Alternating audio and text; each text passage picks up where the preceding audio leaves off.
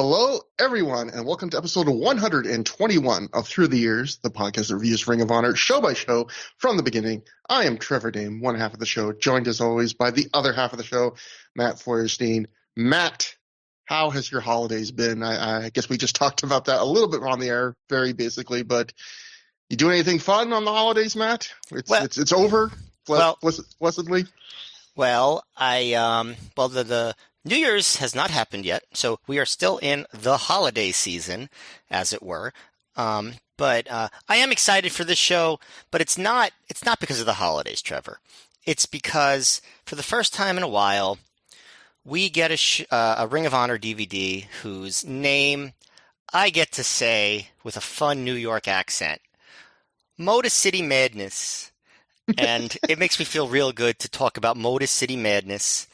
You know, my mother was mad that her car's motor died. And in Motor City, they make cars.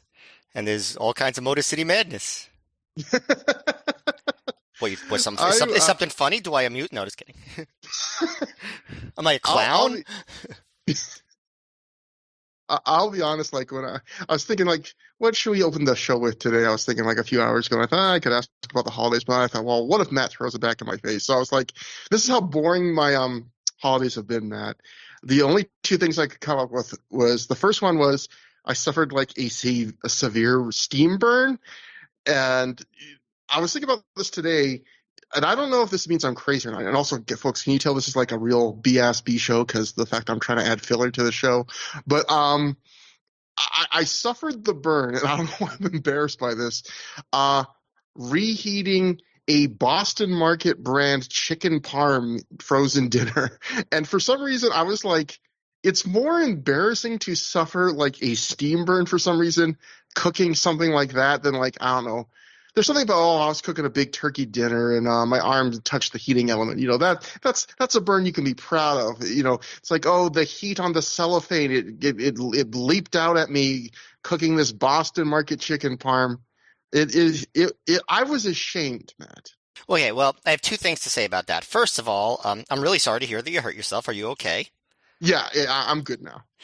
Okay, and the second thing is only Trevor Dame could make suffering a steam burn into a self-deprecating anecdote about how the food that he makes is not burn worthy. um, Well, so that's Matt, so that's so that's a very Trevor Christmas, I will say. Matt, I'm Not going to not not the top but it. not the burn, the self-deprecation.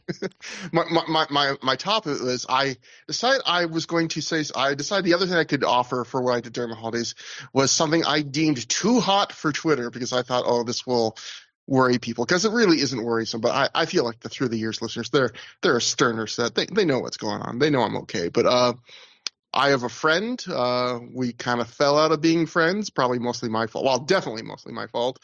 But like, you ever have a friend where you kind of still just feel like you're on the relationship where you still text them like during holidays and significant events, but that's really as far as it goes, kind of in that zone. And so I just wanted to. I was going to screen cap listen to this as a tweet because this really kind of summed up the life of Trevor Dame behind the scenes, but decided not to. But I will read it out here, Matt. So. This is a very brief exchange. I wrote to this person, Merry Christmas, blank. Hope you and yours are doing well lately. They wrote back, thank you. Merry Christmas to you too. I hope all is well with you too. So kind of cold, but hey, that's the way we are now. But so I wrote back, I'm solid. Look forward to my New Year's text. Gonna blow your mind because that's my self-deprecating way of pointing out that I only text at this point during holidays. They replied, and this is where things take a turn, Matt. She replied to me, is it going to be your suicide note? At which point I replied, I'm saving that for your birthday. She replied, awesome. And that was the end of the conversation, and we haven't talked since. And this happened during Christmas afternoon. And so that's it. That's a window into the world of my personal life. Matt, I feel like I just shouldn't say anything. But Trevor, I feel like just for due diligence for all of the listeners out there, are you okay? Yes, I am doing well. Pretty well. We all love you very much, Trevor. Matt, like, not to get serious, but I will say this.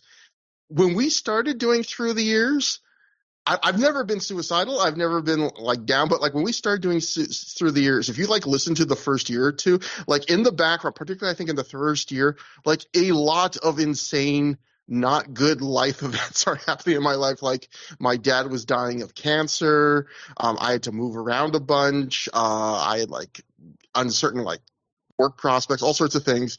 And it was like Through the Years was like the one stable thing during the first year of that show was like the one stable presence of my life, which is one of the many reasons I should thank you for proposing the show.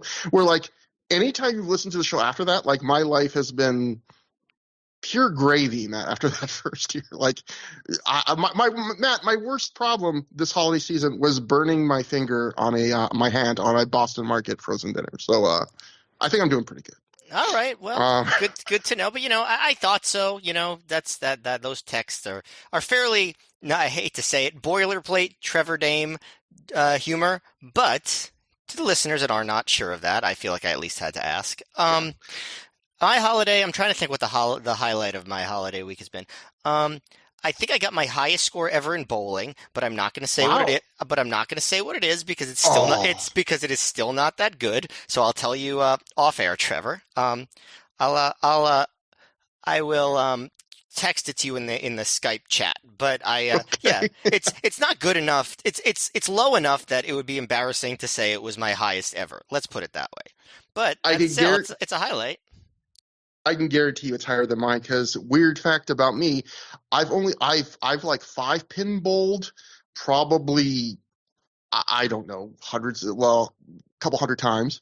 Yeah, that's not a bad score at all. That's way better than mine because I can tell you I've only 10 pin bowled probably three times in my life. I've bumper bowled more than 10 pin bowled. All And right. yeah, that score is definitely far higher than I've ever achieved in 10 pin. Okay. Well, that's probably the highlight of the week. I am going to be attending World's End, barring some unforeseen life emergency, and I plan on seeing the Iron Claw that day. So that'll be a wrestling packed day. Of hopefully just one depressing wrestling related entertainment activity that I'm doing, and the other will not be depressing, but we'll find out, I guess. And that's yeah, that's the highlight. And now we get to the thing I was trying to pad because honestly, Matt, the show we're going to cover today, you kind of like landed on something unintentionally. I really do think this will be the dry winter of Through the Years because you pointed out that the last show that we're entering a dry patch for kind of Ring of Honor shows, like which in a way I look forward to because I feel like part of the fun of the show isn't just covering the big shows, it's covering like the lesser remembered shows and finding like the nuggets of magic and fun there. I will say, like watching the show and doing notes for this show, I had rarely ever been to a point of like, Matt's gonna really have to do the heavy lifting here because I have nothing to say. And then the final two matches, I end up writing like more notes for those two matches and just like side thoughts and going on tangents than I've probably done in more than like two or three other shows in the history of this podcast. Wow. So Well, in that case, yeah, I'm gonna just sit back and relax. I definitely do not have all that. so that's why I thought we better pad this out just in case. Now, because I say that, I probably doomed this show to being like 8 hours long. But I thought, Yeah, like, geez, man, I did not see that coming. I just thought it was fun to say the name. yeah, By the honestly, way, I think the takeaway from the first five. Oh, go on. Motor City Madness. It's Motor City I will Madness. think the takeaway of the first 5 minutes was the only good part of anything was Matt talking about bowling and Motor City Madness. But we'll get to the show itself. How was the show? It is not Motor City Madness. It's Motor City Madness. Matt, I can't do the accent. If you're going to ask me to join you in that, it's a path I can't walk. I would love to walk that with you. I cannot, sir. Um, I walk a lonely road. I The cannot only do one that I have accents. ever known. All right. So Motor City Madness 2006, I took a note, even though this was the first Motor City Madness, I do believe it's like listed on websites as 2006 because they did go back to this name, I believe, multiple times in Ring of Honor history. The Motor City Madness brand, Matt, was very strong.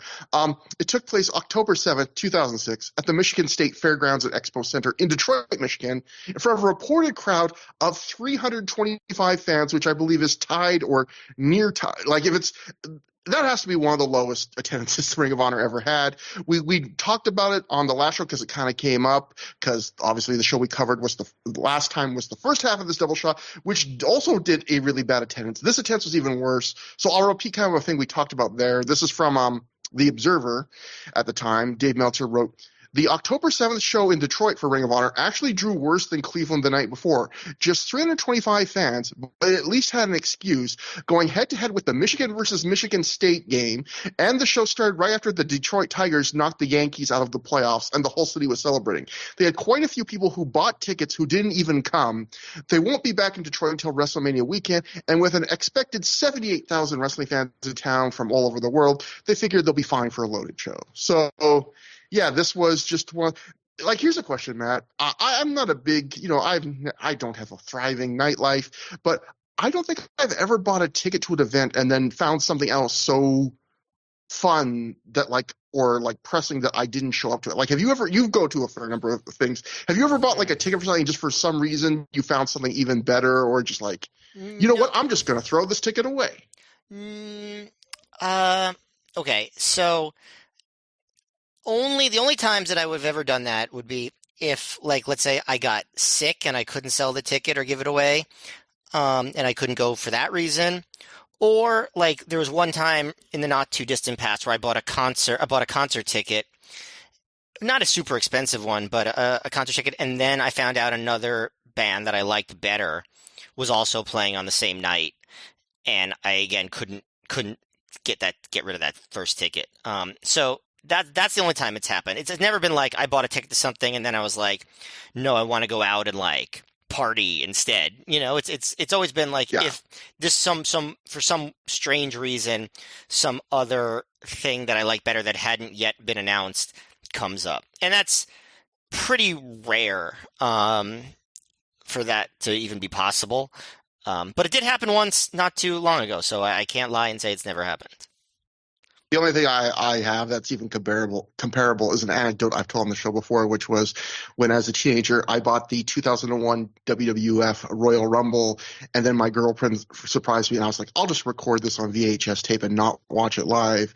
And that was the moment I realized I was in love with her. I was like, boy, I'm recording a pay-per-view that I paid full price for and not watching it live? Like, man, Trevor, You done did it this time, boy. I did that. I did that for the 2000 King of the Ring because the last minute, I guess I was my second to last year of high school, and my friend's parents got tickets to go see Eddie Izzard perform live comedy. This was a very 2000 kind of thing to do, and I was like, yeah, I like him. So I went and I figured I would watch the 2000 King of the Ring when I got back, and then all the reviews of the 2000 King of the Ring were that it was kind of mediocre, so I never really went back and watched it. Like I kind of fast forwarded through the whole thing.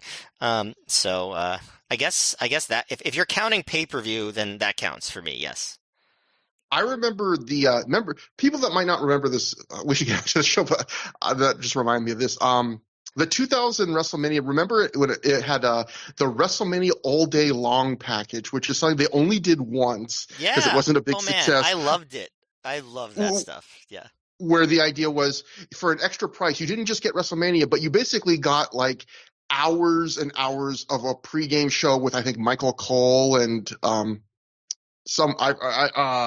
was one of the hosts. Yeah, Ivory was like the big host. That's who I was thinking of. And they were showing like old clips of past WrestleMania matches and all sorts of stuff. Never before seen interviews and stuff like that. Yeah, and talking head stuff with Vince. It was really cool. And I ended up having to like do some like life things with my parents. And I was going to be home in time for WrestleMania, but I was going to miss a bunch of All Day Long, which I had already prepaid for.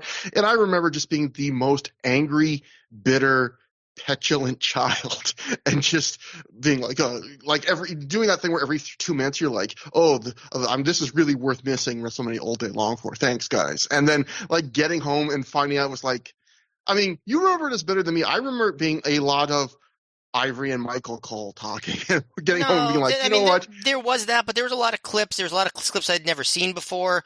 There was, I mean, like, I'm sure it wasn't actually good, and I'm sure it was a lot of like WWE, like hagiography type stuff. But at the time, I ate it up, and that was probably the era like when I was most excited about WWE because it was like just post Russo. Yeah. You know, the Radicals and Jericho and Angle were coming up, and I was really enjoying it.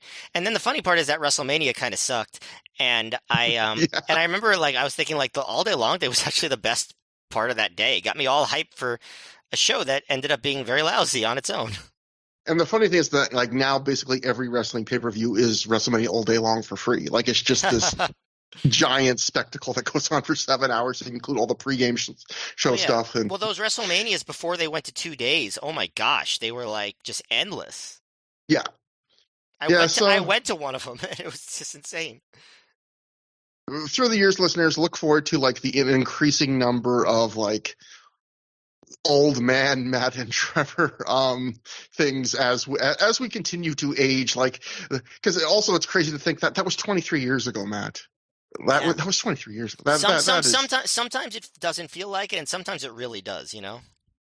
Yeah, absolutely. But okay, I promise you now, folks, we can now get to covering the show. It starts with Samoa Joe backstage. He says, in the history of the world, there have been instances of bad timing, but tonight the Briscoes become the worst example, apparently ever, of bad timing. He said, last night Bryan Danielson tried to cave Joe's head in with a belt that Joe made. He says tonight he doesn't have a chance to get at Bryan, so instead he's going to take it on the Briscoes. Homicide then walks in. He calls Jim Cornette a little bitch. Says he can't run from him. He's going to kill him. And then he says, Homicide says, you can bring the Briscoes, Adam Pearce, even Steve Corino, anybody. It's not going to stop me. It's not the 80s anymore, and we're taking over. So I like that Homicide. I like that Homicide joined Samoa Joe's like extreme close-up party for this promo. It's usually just Joe that gets that close to the camera. And then also Homicide said, "You cannot take this little man down." And usually it's kind of a no-no in wrestling to talk about how small you are, but Homicide was happy to do it. And judging by the thumbnail image of the video file for the next Ring of Honor show, we will be getting the Homicide Samoa Joe close-up party for a second straight show, Matt. So get excited. We then get a little music video with Austin Aries and Bryan Danielson voiceover hyping their title match tonight. It's always a nice little touch when Ring of Honor did this. They don't do it a ton, and I thought this was, as far as these goes, if you view it through the standards of 2006 Ring of Honor video packages, I thought it was a pretty good one. Yeah, I mean, it wasn't too long, and that's really like what you want out of these, right? Because sometimes they could just be like endless montages of chops, and this time it's like, all right, it didn't overstay its welcome, kind of set the table, and got out of there. So this was A+ for me as far as these things go. We then got two dark matches we did not see on DVD, your usual student stuff. The first match was Alex Sugarfoot Payne defeated Ernie Osiris. The second one was a tag team match. Bobby Dempsey and Conrad Kennedy III defeat Mitch Franklin and Rhett Titus. So this would be Conrad Kennedy III's last match in Ring of Honor. I think he had 4 or 5 this year. Poor guy. Like, so one of these weird wrestling things I think of sometimes, Matt, is like how you must feel when you get kind of devoted, which we've seen a lot in Ring of Honor where like there's a period where you can tell a lot of times with a lot of wrestlers where Gabe's kind of like done with you, but he's still going to use you for a few more shows. And it's like he has to be thinking like 2 shows ago I was on the main card wrestling Nigel McGuinness. Last show I was on the main card in a tag with Jimmy Rave taking on the Briscoes. Now I'm in a dark match against 2 students teaming with a student. Like clearly I'm not long for this world. Like I always wonder what wrestlers must feel like when they get booked for stuff like this. But yeah, the only thing I can say about that is if he waited a few months, he would see sort of the redemption arc of Steen and Generico in ROH. Yeah, and I feel like that after that happened, people must have been able to have a little more hope that things could come back their way. You know what I mean? Yeah. And again, we've talked about this before. I would say Conrad Kennedy III in his limited Ring of Honor appearances, perfectly decent, like not to sound too dismissive, like replacement level wrestler. Like he was perfectly solid in his appearances, I felt like. I mean, that does sound dismissive. I mean, I just mean like Whenever you say replacement level, it's dismissive. I That's just not mean like, that's not a compliment. oh, okay. Maybe that's harsher than I meant. I thought he was a perfectly solid wrestler. You're not angry to see him. You're not happy to see him. You're like, hey, it's Conrad Kennedy III. We get to the opener. Save me, Matt. Delirious defeated Zach Gowen via submission in 4 minutes, 24 seconds when he made him tap out to the Cobra stretch. So this was Zach Gowen's first match at Ring of Honor. He'd get 3 more in 2008 and another 2 in 2010. This is another thing. Speaking about us getting older and like the passage of time, I always wonder, Matt, when we do the show, like I always imagine our intended audience and our actual audience. And I think most of our listeners grew up with Ring of Honor and they're like revisiting it with us. But I know there's at least a few people that have said, oh, I'm younger. I'm in my early 20s. I'm watching these shows for the first time. I've had a couple messages at least like that. And, I sometimes wonder, well, will people be listening to these in the future? Matt, should we explain who Zach Gowen is? Because I think he still is occasionally working on the indies. I looked it up after this. But like, it's kind of crazy if you don't realize, like if you weren't around at the time, this moment of time. So I guess I'll just, before I throw it over to you, very quickly lay out. Zach Gowen is a one-legged man. He lost his leg at a young age due to cancer, had to be amputated, and he still pursued very admirably his dream of becoming a pro wrestler. And he ended up briefly for like a year having a run with WWE, famously John Laurinaitis, Johnny Ace at the time, people might know him better as Johnny Ace, was one of like the big wigs in WWE at the time. And they were asking him because this Zach Gowen was starting to go viral, like, sign the one-legged wrestler. Well, he was appearing in TNA. He was Tenacious Z. And John Laurinaitis famously signed a different one-legged wrestler, and then they had to go out and then sign Zach Gowen. That was a big kind of funny thing at the time, was like he signed the wrong one-legged wrestler. And then Zach Gowen actually had like a brief like he wasn't just like some undercard guy. Like this is a guy who he semi-main evented a pay-per-view once wrestling Vince McMahon. Like I went to a SmackDown taping in a Madison Square Garden in 2003, and like Zach Gowen was the big like main angle in that show. He had a promo segment with Vince. Hulk Hogan as Mr. America got involved. Like Zach Gowen was the centerpiece of SmackDown for a good few months there in the middle of 2003. So I really feel like this match, I vaguely remember like this was one of those like, what the heck? Like, just how do I think of this? Like Ring of Honor booking Zach Gowen, in 2006, after the run in WWE. Matt, what'd you think about this? Obviously, it's not a very long match, but. Well, when Zach Gowen was in WWE, he was presented as a plucky underdog, fresh-faced, I'm going to do great, young kid. And here he really brings the negativity and the heel energy. He immediately walks out like puffing out his chest like, who's in Ring of Honor, baby? Who's in Ring of Honor, daddy? Like he says baby enough to be like, I think Adam Cole's #1 inspiration, because he's like, baby, so that's the one thing I really noticed. Like he's just like so negative and angry seeming. Like he's he at one point he just shoves a random fan in the crowd. Like it's just like, wow, he's really being a heel. The other thing that I notice is Delirious. This is how they follow up his huge win the night before, just immediately in a jobber opener match that he would have been in any other show at any other point in his career. Except I guess he gets to win it instead of lose it. But still a weird immediate follow-up. But yeah, so, Delirious bites Zach Gowen's leg, which is really bad form because it's his only one. I feel like that's not very nice. But Delirious hits a panic attack, goes up for Shadows over Hell. Gowen moves, and Gowen at one point yells, "Moonsault, baby," which I think might be Adam Cole's original name, Moonsault. Delirious catches him, stops him on the top rope. He elbows Delirious off, and then he goes for the moonsault Bebe, but Delirious moves. And then Delirious just hits the Cobra Clutch backbreaker into the Cobra Stretch for the win. So I thought that Gowan, he was putting forth a lot of energy here to stand out, and he definitely did seem to have grown up in the previous 3.5 years. But this was still a squash, and Jared David, like I guess this is probably Gabe's directive, says like sports entertainment's not going to cut it here in Ring of Honor, like almost like, oh, this guy is a gimmick, this guy is just a joke. Which, if you're going to present a one-legged wrestler, I feel like it's not very nice to just be like, oh, you're just a gimmick, because it's not like Zach Allen decided to do this as a shtick. This is just his physical condition. So I thought that was a little bit disrespectful.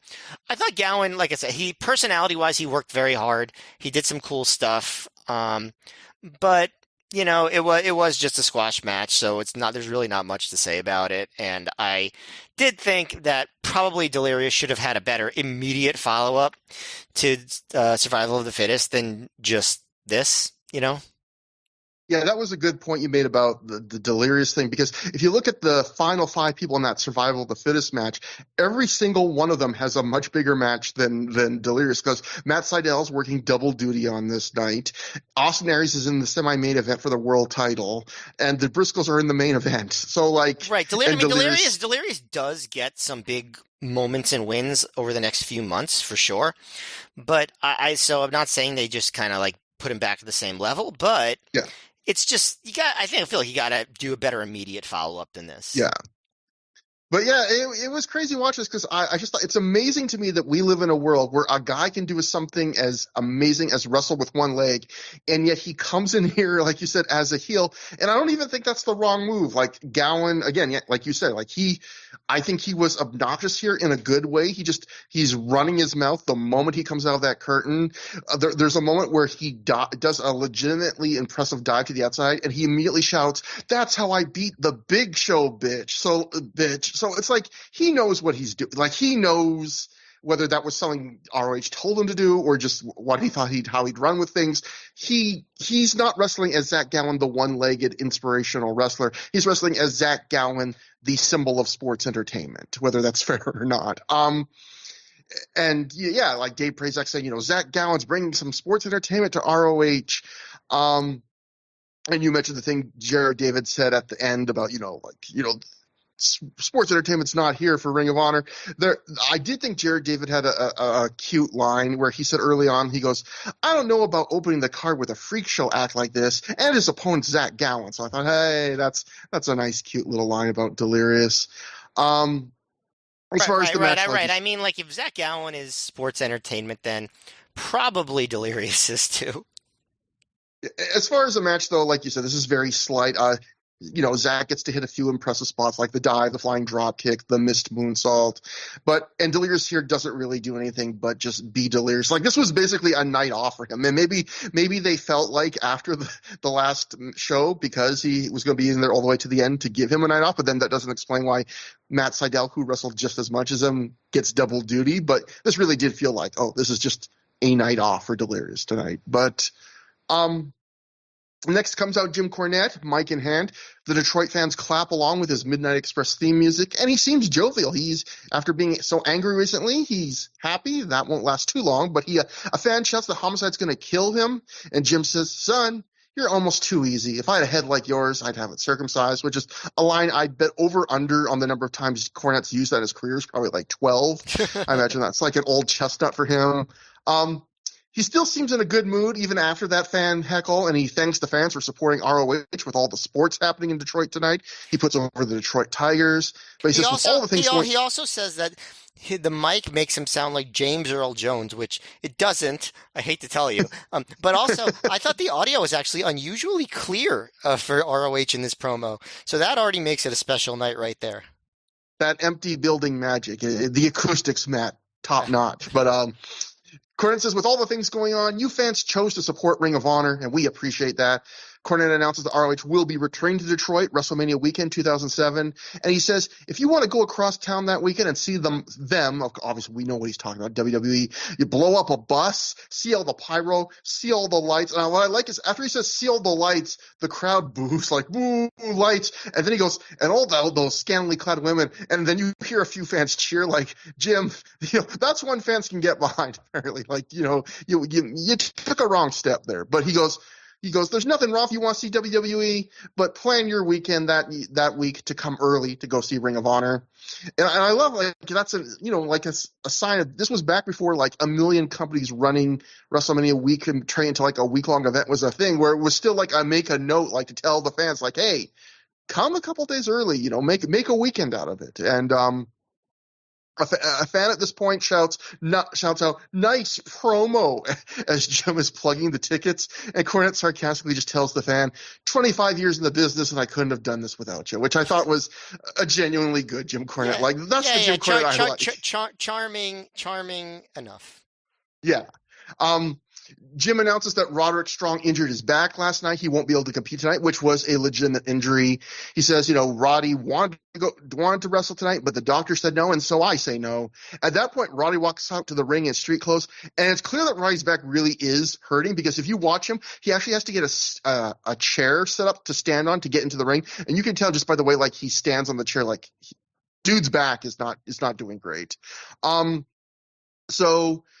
At this point, Roddy gets in the ring. He tells Jim, I came here to wrestle. Cornette points out Roddy also has a black eye, which when you zoom in, we can see. So it didn't seem like that watching that tag match, him and Homicide against the Briscoes the night before.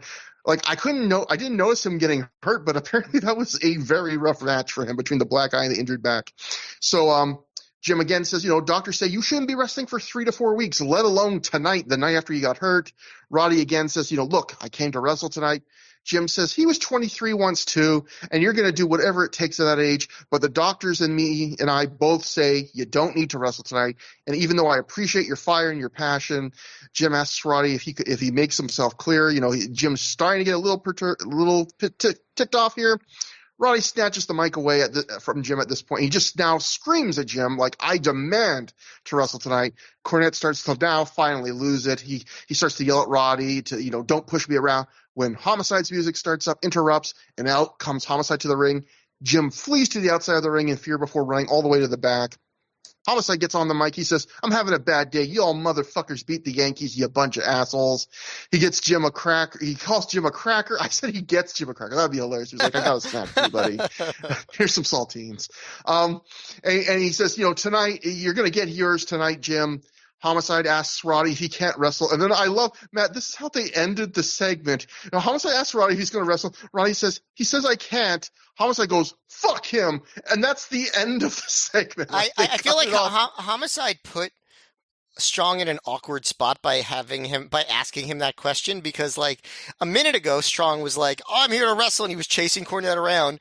Then Cornette runs to the back, and because Homicide asked him, are you going to wrestle, Roderick, like, what was he going to say? He had to just be like, I can't. It's like a minute ago you were like, I definitely am going to, and now you're just like, oh, he said no.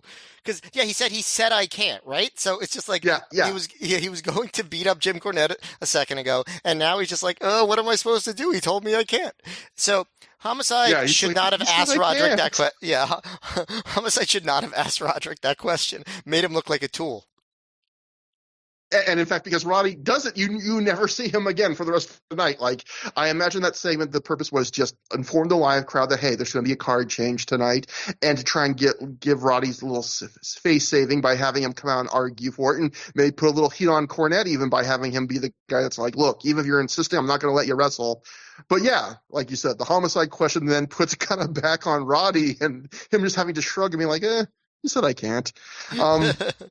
And I just love how that's such an abrupt, like, just almost like going, fuck him. And it's like, that's it. That's the segment. And that brings us to the second match of the night. Daisy Hayes and Mischief defeated Allison Danger and Lacey in 9 minutes, 51 seconds when Hayes pinned Danger after hitting the mind trip. Prazek on commentary called this a Shimmer Women Athletes special attraction matchup, with the partners being chosen at random by ROH matchmakers. So which is very weird. Like, why would they do that? Why would they choose people at random? That doesn't make sense to me. I can only assume that was to explain maybe there was people feuding in Shimmer at this point that that were teaming up, or maybe But yeah, that they wanted to explain. both teams were like heel face combos. Yeah, I was thinking maybe they wanted to explain why Allison Danger and Lacey, one a face and one a heel, were teaming up. But Well, what was that? What's the lucha term for that? Like incredible pairs or something like that? something like that, yeah. Yeah, Cubs fan would, yeah. as always, Matt, Cubs fan would know. But I always feel guilty being negative about a women's match at Ring of Honor because the entire gender had been so poorly treated by this company up to this point, which we've documented extensively on this podcast, from the Jerry Lawler-esque past like commentary that did nothing but sexualize and patronize women, to the streak of man-on-woman violence that we kept a literal running tally for, to the incredibly infrequent and slim opportunities they've been given. I also feel bad because I've enjoyed things, Matt, that all four of these women have done before, certainly more than here. But I have to be honest, I'm not going to patronize them by grading on a curve here. I'm going to say this wasn't good. I will give this the rare below average rating on Through the Years. Not very far below average, but it was below average to me. I will say in the past, I feel like the women have made the most of what they've been given in Ring of Honor. Like, they haven't been giving long matches pretty much at all. So at the times they've gone out there and they've just tried to cram a million spots, and sometimes that works and it's exciting and captures your attention. They don't do that here. Like, I guess to Ring of Honor's credit, they get a decent amount of time, and as a result, they work a more leisurely pace. They even have a bit of mat work in the body of this match. In a way, I found that refreshing, that for once, like, women are wrestling on a Ring of Honor show and they don't have to rush. But the problem is this match, it never really, it does, like, it ramps up a little bit, I would say, over time. It never really builds to a big crescendo. There's this hitchiness to it here. There aren't a ton of botches, but there's just this sloppy execution and a lack of flow. It was kind of a match where I was like, I kind of wish they just went out there and did crazy and just like ran with their heads cut off for 7 minutes. For lack of a better word, because I hate when people so often like use the word indie as a negative, this kind of felt indie in the negative sense to me. Lacey does a lot of character work here as the single heel in this match. She screams so often. I was like, man, if I was in her position, I would have been like blown up just from screaming before she even did a move. She does the simple heel psychology of she's scared of Mischief. So whenever Mischief is like hurt, she's eager to tag in and get an advantage. But whenever Mischief is healthy, she doesn't want any part of it. And it leads to like a funny moment, kind of the highlight of the match for me, where she tags in because she thinks Mischief's hurt. Mischief like stands up and screams at her, and Lacey immediately tags out before Allison Danger has even gotten back on the apron. Like, she just touches Allison Danger's arm, and Allison Danger hasn't even left the ring yet. And Allison Danger, you can see her explaining to the ref, like, that shouldn't count. And the ref like forces her to come back in. Like, well, nope, that's a tag. And the end I thought was also kind of unsatisfying, where it's Lacey pulls Allison in front of her to block Mischief's mist. Allison's blinded by it and then takes the fall. And I guess it works in the sense that Lacey's like the most prominent heel in the match, and she's a Ring of Honor regular, so it gives her maybe a little tiny bit of heat. But I felt like, again, in a match that was already going to have like an uphill battle to really impress, and these women get so few opportunities, I would have liked like a real satisfying ending rather than just like kind of a fuck finish ending. But overall, I just thought this was not a train wreck. It wasn't unwatchable, but it wasn't really even the baseline Ring of Honor standard at this point. And I don't think it was anyone of the four's best night in the ring. Yeah, I think I probably like this probably more than most people would have. I don't think it was like a particularly good match, but I did find it refreshing. Just something different. I still love Allison Danger's music. It was just like this. It's so I don't know. It's very inspiring, I feel like, and pretty. I like that they, immediately started with Lacey and Daisy doing a bunch of pinning combos. Like, you don't see a lot of matches start that way. So I thought that was different. I thought that Mischief, she asserted her personality pretty well here. She's only had a couple of previous ROH appearances, and I thought that she seemed like she got over pretty well, all things considered. Lacey was kind of like Jack Evans in the early Generation Next era, where she's just working the entire time, like even when she's on the apron, with all, like you said, the yelling and the emoting. So I do appreciate that. Like, she's just never off when she's out there. And, I think that's worth something. But you're right, there was a lot of sloppiness, and I especially did not like the ending. Um, um, I liked Lacey kind of screwing over her own teammate to avoid being misted. I think that was good character work, but just the final few moves, leading to Hayes getting the heart punches and the mind trip on Allison Danger and getting the win. There was just something off about it. Like I think just it felt like things were starting to fall apart a little bit, so it was probably good that it ended when it did. Um, but yeah, so I mean, like I don't think it was a particularly good match, but I did find it a fairly enjoyable change of pace. That brings us to the third match on the show. Claudio Castagnoli defeated Davey Richards via pinfall in 12 minutes, 20 seconds after he hit the Apamari water slide.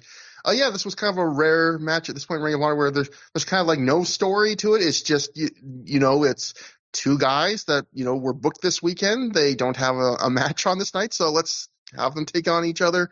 What'd you think about this one, Matt?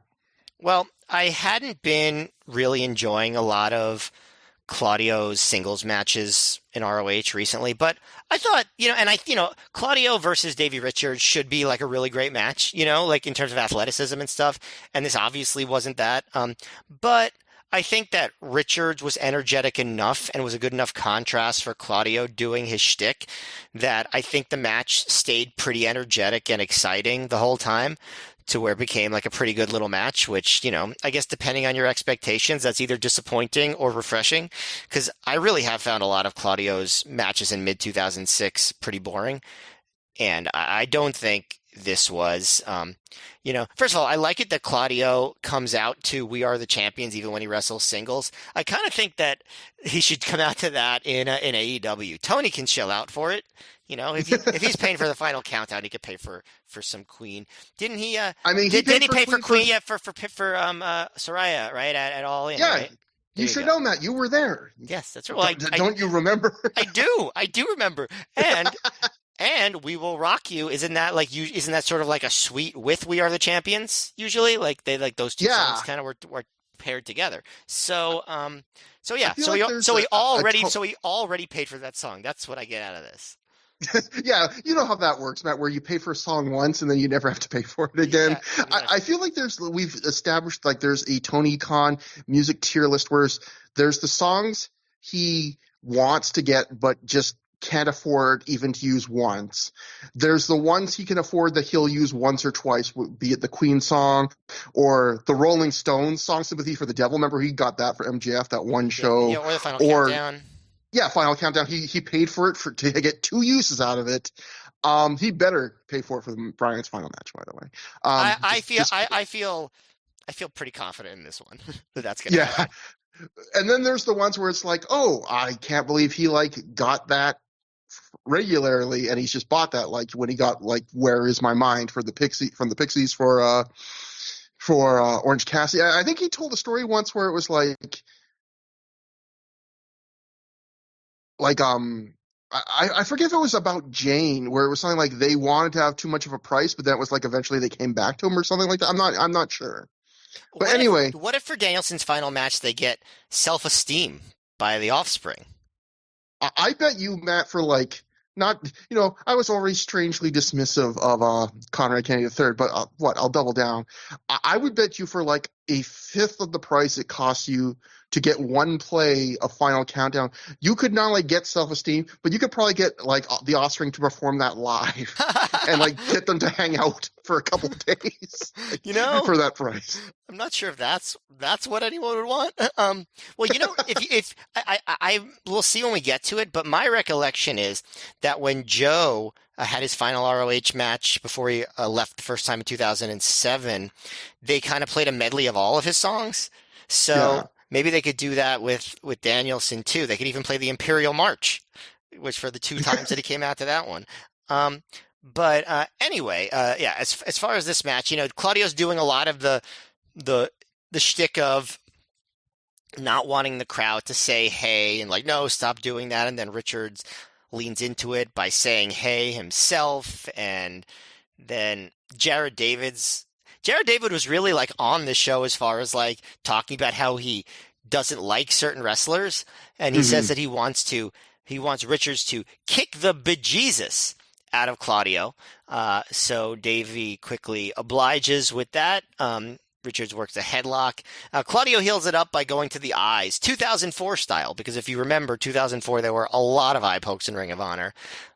Just an absurd amount of eye pokes. The crowd does get very into Richards' comebacks between all, like every time Claudio slows it down.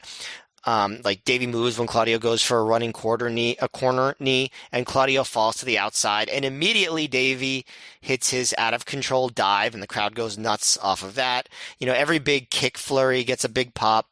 At one point, Richard goes for the handspring kick, but Claudio blocks it with a European uppercut to the back of the neck, and then that spinning faceplant thingy that he does for 2. Near the end of the match, Davey blocks a Ricola bomb, and Claudio blocks the butterfly brainbuster. So Richards just gets a DDT and then goes into an arm submission hold, and that's when Hero appears with the briefcase. Richards gets in Hero's face, but Claudio uppercuts him from behind. Richards counters the Alphamari water slide, and Richards knocks Hero off the apron, but Claudio rolls him up for a pretty good near fall. And then Richards gets an O'Connor roll, and Claudio kicks Richards off into the briefcase being held by Hero, and that's when Claudio hits the Alphamari water slide and gets the win. I didn't like the ending. I'm just never going to get so excited by those cheap endings, but I understand why they did it. But I thought the match was pretty enjoyable up until then. And I guess whether pretty enjoyable is good enough for you, just depends on your expectations. I thought this was a step up for what Claudio had been doing recently in ROH. So it's funny. I agree with you, but I have about the match as a whole. But I have like the complete opposite view of the ending, which surprised me as I was watching it. But like early, this is one of those matches where for me I have to kind of average out the good and the bad. Because there was parts of this I liked a fair bit, and there were parts of it I did not like. So like early on, this match had like 1 or 2 nice, fun, quick little exchanges, and I'm thinking to myself, here we go.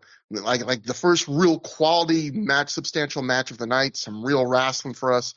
And then a character appears that you just alluded to, Matt, in your review, that sadly we've come to know well on through the years, and that's a character I call strangely boring post-heel turn 2006 ROH singles Claudio Castagnoli, which is a very catchy nickname for him. I already can't get out of my head. But there are so many qualifiers there because Claudio is typically such a great wrestler for most of his career that like it's really weird that in this little pocket here that I just described with my great award-winning catchphrase or nickname that he's really, like you were saying, he's been boring. And in the middle of the match, Claudio takes control of this match, and I thought the middle portion of this match was like an absolute crawl. It just slowed down that much. Like Claudio keeps doing this very standard, very basic heel stuff, and I mean super basic, like abdominal stretches, grabbing the ropes with the abdominal stretch, 80s style offense. Like at one point, Claudio, and I think he's done this before, he just does a body slam and elbow drop, and that's like a big sequence for him in the middle of the match. And I have nothing against the match slowing down. I have nothing against going basic with your offense. And in fact, when a heel takes over in the middle of a match, that's often a formula to build heat for when the face makes a comeback, is to slow it down to make it more exciting when the face makes a comeback. But with Claudio, it's so boring here. And I think I finally noticed in this match one of the things that's been off, at least to me, about him in this singles heel run, which is, it's the word I would use is boilerplate. It's so boilerplate. Like it's almost like he's just doing a formula he's been given where it's like, do a basic move, look to the crowd, yell at them if they're doing the hey chant, repeat. Just do those 3 things over and over again in a cycle until your section of the match is done. He does nothing really to make it his own or lead to a big payoff. It's just super standard heel one-on-one stuff with nothing to really color it. But then Davey gets back on the offense, and as soon as he does, we get right back to the excitement, and the crowd's reacting like you said, and it's clear these two could have like a great match together. I don't know if they ever have. One thing I really noticed watching this match also is Claudio – this is a match where I could tell, like, people have said this, Claudio just seems like he'd be a joy to work with. Like, people always talk about how Claudio's one of the great bases of his generation, a big guy that can work with smaller high flyers and really support them and help them do what they do best. And even though you wouldn't consider, like, Davey a really great a big time high flyer, I think if you watch this match closely and Claudio's body language on so many spots, you still see those skills here, like just on how he kind of cradles and helps guide Davey to the floor on that out of control dive he does, or how he just takes a head scissors or anything like that, where it feels like anytime Claudio needs to leave his feet to take a bump, or anytime he has to hold his opponent like off their feet for a spot, it feels like Claudio is just so rock steady and doing exactly what you as his opponent would like want him to do. He's just like always reliable. Now, then we get to the ending, and when Chris Hero came out, I thought basically like you thought, Matt, like you ended up feeling at the end of this match where I was like, great, like another shit finish, like 2 in a row on a card that's getting off to kind of a slow start. It does not need this. And I was like dreading it. But I actually thought they smartly worked it. What I liked was I felt like they did the outside interference equivalent of giving you false finishes where, you laid it out, but just to go over it again, Davey has Claudio in a submission. Hero Pierce jumps on the apron. David releases the hold to argue with Hero. And I was like, oh, God, this. Like, I was dreading it. The ref then talks to Hero. Claudio texts Davey from behind. He picks up Davey for the Alpamari water slide. And again, I'm thinking, oh, great, quick, cheap heel win. But Davey gets out of it. Claudio doesn't hit the move. Then Davey boots Hero off the apron. Claudio immediately rolls Davey up behind. I think, okay, they did like one swerve, but this is the end. No, like Davey kicks out. Davey then gets Claudio in an O'Connor roll, and you're thinking, okay, well, maybe Davey's going to win this. Claudio kicks out, but as he kicks out the O'Connor roll, he's pushing Davey to the ropes. Hero, which had dropped completely out of sight, so I was like, maybe Hero's done for the match, his involvement. He pops up from like under the apron, the camera, like, you don't see it till he pops up with the briefcase, smacks Davey right in the face as, Davey hits the ropes, and then Claudio has the Alpamari water slide for the win. And I didn't like that they did a fuck finish, but I thought that was the perfect amount where, like, if they had done any more swerves, it would have gotten to be overkill. But if they had done any fewer, it wouldn't have been exciting. It would have just felt like a kind of a down note. But I felt like they did like the perfect amount of swerves on that finish to kind of make it feel kind of neat on its own. And actually, I thought it was one of my favorite parts of the match, even though I thought it wasn't going to be. So overall, I thought this was like a real strong above average or a very low good because I really did like the opening and the closing. And I thought when Claudio wasn't controlling that middle portion, it was a fun action match. But I did feel like that Claudio still is in kind of his boring 2006 ROH heel mode in the middle of the match. How are you feeling about just Davey's run so far? Because I feel like he gets a bad rap sometimes, and I think he brings a lot of energy to pretty much every match that he's in so far. Yeah, I feel like sometimes, like, maybe this will become more apparent. His intangibles aren't, I don't feel like maybe there's a lot underneath what you see. But yeah, I feel like Davey Richards is a guy, he's in every match so far, he's bringing 100% effort.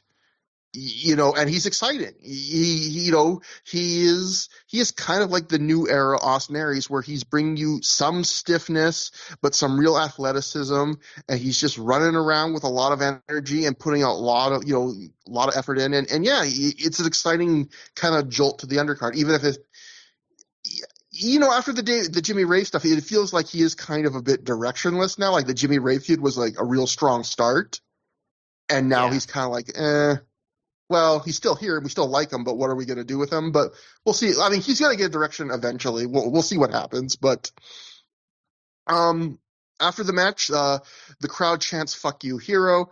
Chris Hero grabs the mic to say, "This is going to be short and sweet. The Kings of Wrestling are the best tag team in professional wrestling. Kings reign supreme." And then they leave through the crowd. Davey gets back to us. He gets a standing ovation, maybe not a standing ovation, but he gets an ovation from the crowd. I thought it was weird, like, why'd they have here, like, it's very rare for Ring of Honor that someone gets on the mic just to say like 2 innocuous lines, but then we'll see why later, which is, it's kind of adorable what they do later. But that'll bring us to Christopher Daniels and Matt Sydal defeat Colt Cabana and Jimmy Jacobs with Lacey in their corner, which strange also that Lacey is in their corner So she's okay to go after the match, but Allison Danger isn't in Daniel's corner. But I guess maybe she's selling the missed attack. But anyway, Daniels and Seidel win in 14:08 when Daniels pins Jacobs after he hits the Angels at Wings. On commentary, Dave Prazak says Lacey actually signed this match before the previous Cabana and Jacobs tag title match the night before, thinking they'd win that match and this would have been their first defense. So I actually like that they go that far to like kind of explain why are they still tagging even now. Before the match, there's also a cute bit where Jimmy Jacobs blows a kiss to Lacey. Colt catches the kiss, and then Colt then like sees Jimmy pouting, so he decides to throw Jimmy's kiss to Lacey. But then Jimmy catches the kiss, which again is not a real thing, before he can throw it, so he can throw it himself. Like I thought that was like ridiculous in a fun way. But there are plenty of positives, I would say, to watching every Ring of Honor show in order. One of the negatives, though, is that story beats repeat for a few shows in a row often. And if you were just picking and choosing, watching, like only buying, as some fans did, I think, like maybe one of every 3 or 4 DVDs, like just going, I'm not going to buy every DVD. I'm going to buy like the best one, the one with the best card, the most buzz every 3 or 4 shows. You'd never notice that. In a way, maybe that's why they repeat the angles sometimes over and over again to cater to those fans. But for fans like us, it feels like every step of the Colt Jimmy feud has happened like at least twice. Like we had the recent double shot where both nights basically they told the same story of Colt and Jimmy are in multi-man matches together and Jimmy's really depressed and, you know, Colt's kind of picking on him. And then this weekend you have the different story that they're telling twice, which is, you know, Jimmy and Colt are actually working together as a tag team and Colt's actually being nice to Jimmy and showing some sympathy for him. And both times they lose. And during the match there's miscommunication where Jimmy accidentally hits Colt on moves on the way to a loss, where Hirt's accidentally drop kicking him, and then at the finish he accidentally knocks an opponent into the ropes as Colt's on the top rope, causes him to fall. Lacey checks on Colt because she's worried about Colt's balls, of course. So that's very important. Jimmy gets distracted. Instead of going for the win, he goes to talk to them and like, what are you guys doing? And he ends up taking the fall. So, you know, again, we're seeing the same thing twice in a row on the double shot. It's almost like the best example of that, Matt, I think would be, remember in 2003 when they did the famous riot angle, and it was like that got buzz and got people talking, and then they did the riot, and people remember the riot angle, but if you're not watching every show like we were, you don't remember they did the riot 2 more times in the other markets. They were like, let's do this again, and it was not nearly as entertaining or impactful. But and anyway, in terms of action itself, whenever I see like a lower than expected attendance, I always wonder, like, are the wrestlers going to feel like, I can't get up for this, I'm going to kind of take the night off? And I don't know if anyone took the night off here, but I do think they didn't go as hard as you would normally go for like the technical A show of a double shot. Then again, Matt Sydal was going to have to wrestle a second match immediately after this, so maybe he was pacing himself. I wouldn't say the match was bad as a result. I would call it low-key but pleasant, like a really strong average, like 2.5 stars. They don't do a ton of big-time, physically intensive or complicated stuff. They don't do a big, long stretch run. But, again, it's pleasant. It's a pleasant match. I don't know what you thought about it, though. This is one of the times where I like the match a little bit less than you. I thought this was pretty lousy. I did find Cabana twirling both Lacey and Jimmy during their entrance pretty charming. And I also did not realize until Jared David said so that Jimmy Jacobs' pink crotch on his tights is supposed to be a vagina. That was new information for me. I can't imagine. Like, I remember that too. I was like, that can't be real. That has to be Jared David reading into things. Like, that can't be Jimmy Jacobs had a vagina symbolized on his crotch. I mean, who's to say? Maybe Jimmy Jacobs, maybe Jared David, maybe both of them, maybe neither of them. I don't know. But as far as the match itself, I felt like the night before, what I liked about the tag title match with Jacobs and Cabana was that they kind of toned down the shtick a little bit for the match and just kind of, they hit on it, but they mostly wrestled. This time, the shtick was a lot more obtrusive. There's a lot more Lacey distracting, Daniels. There was more stuff with just like Jacobs getting mad at Lacey or getting mad like that Lacey was focused on Cabana, stuff like that.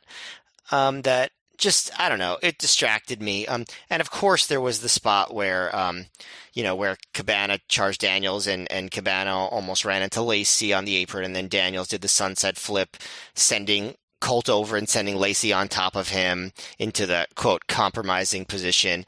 It's like it's hard to take a match seriously when that happens, talking about sports entertainment. So and I mean, obviously Jacobs played it well, when he came in. It was like everybody, and then Lacey was screamed, everybody to stop touching her.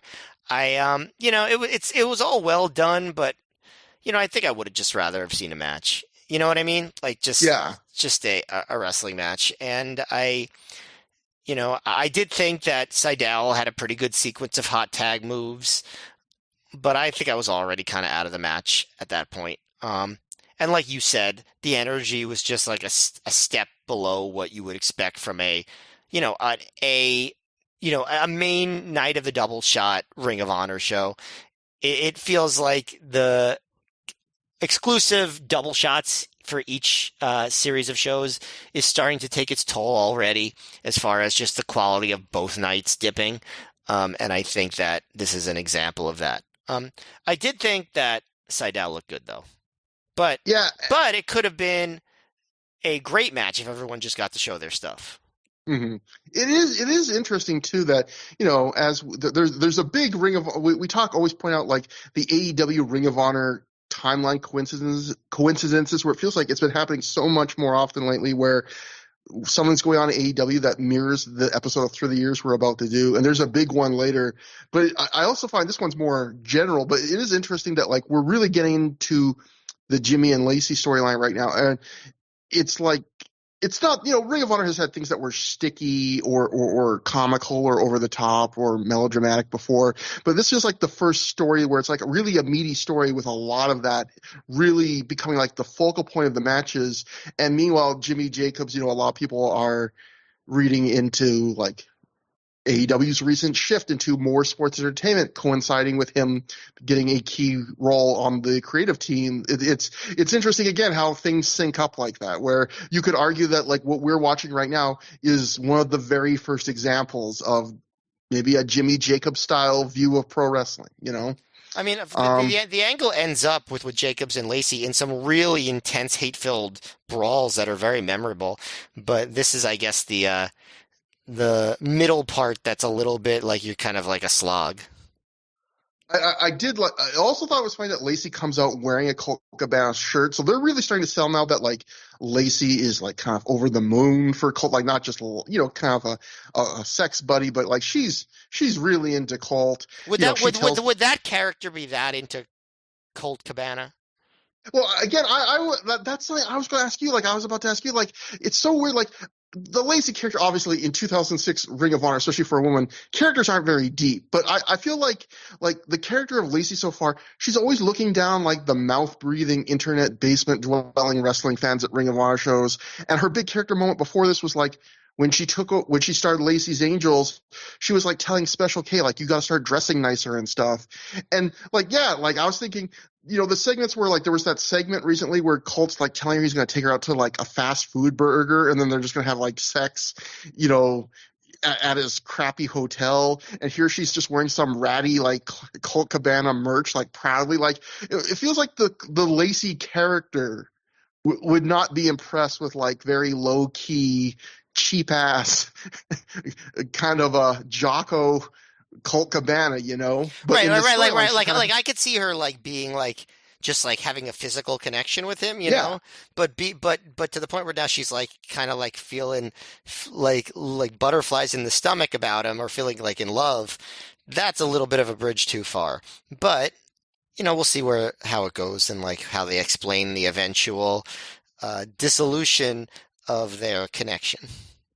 And I will say I did like she tells the camera, like she doesn't get a mic for this, but they come to the Ballad of Lacey, which I thought was weird because the night before she made them shut off the Ballad of Lacey and play Colt's theme and said, you'll never hear that song again. You immediately hear it tonight. But I like that she told the camera, like, I thought we sorted this out last night, So I like that, she's not no-selling. She's acknowledging like, hey, I thought I told them don't play this anymore. It reminds me of when like I have a bill of some kind and I keep signing up for paperless billing, and then the bill keeps coming in the mail.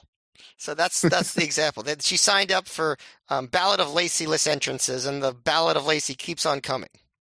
And I will say there was one other part of the match I liked where Lacey, after she gets pulled in the ring and put on top of Colt, like she gets mad, she yells at everyone in the ring, including Christopher Daniels, and even Christopher Daniels like sells it, like he jumps back in fear. And for some reason, like Colt and Jimmy being scared of her didn't really pop me. But the idea for some reason of Christopher Daniels even was like, even I'm gonna sell this. For some reason, that actually did it for me. That got a chuckle from me. But So speaking of repeating story points from the night before in these double shots, after the match, guess what happens? The same thing that happened the night before. BJ Whitmer limps into the ring for the second straight night. He attacks Jimmy Jacobs. Everyone in the ring quickly pulls him apart as Whitmer tells Jimmy he's a fucking dead man. Jimmy gets on the mic to say he'll break BJ's other goddamn ankle. Cole puts his arm around Jimmy. He tries to calm him down. BJ gets on the mic, and Jimmy throws a chair at the ring, but it does not clear the ring. It bounces right back at him, which is some unintentional comedy. BJ says all Jimmy did was, by hurting him, was throw gasoline on the fire by taking away his ability to earn a living and the thing he loves most of the world, the sport of professional wrestling. He really emphasized that.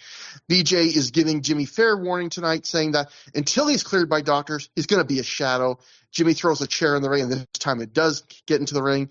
BJ says he's going to put Jacobs out of the sport permanently.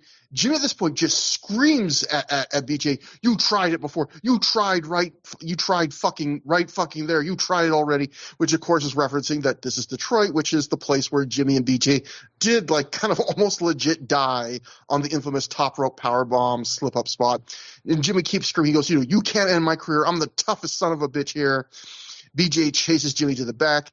And I actually thought to this point, I thought Jimmy and BJ were good here, but especially Jimmy. I thought Jimmy just turned his intensity up to like 11 on a dime. Like it felt real. Yeah, but it's a good preview of like the character shift that he takes. Yeah, but talk about tonal whiplash where because you have these two very different concurrent storylines, which I'm on the record, I like that. I thought Gabe had a skill for that. I like that. But you do occasionally get moments like this where within the span of like a couple minutes, Jimmy had to go from goofy lovelorn blowing kisses Jimmy to "you can't kill me, you son of a bitch, fuck you, Jimmy Jacobs," but in some ways that whiplash actually works. It's like this guy, you treat him like a joke, but he kind of has a hair trigger. And he could, he's someone that could be pretty dangerous. Yeah, like it is like a crazy thing, like to see just how intense. This is about as intense as I've ever seen Jimmy Jacobs up to this point in ROH. Christopher Daniels at this point grabs the mic and he says, "It looks like BJ Whitmer's back in Ring of Honor. How about that?" Which I thought was kind of funny because, like, I don't think BJ's been out that long, but like, yeah, I know he's back in Ring of Honor. He's literally like, I think at this point, this is the fourth show in a row that he has not wrestled on. And keep in mind, these are all double shots. So this is just like the second weekend that he hasn't wrestled on. Yeah. And he's appeared on both nights of this weekend. So basically, he's missed one weekend. Yes, but exactly.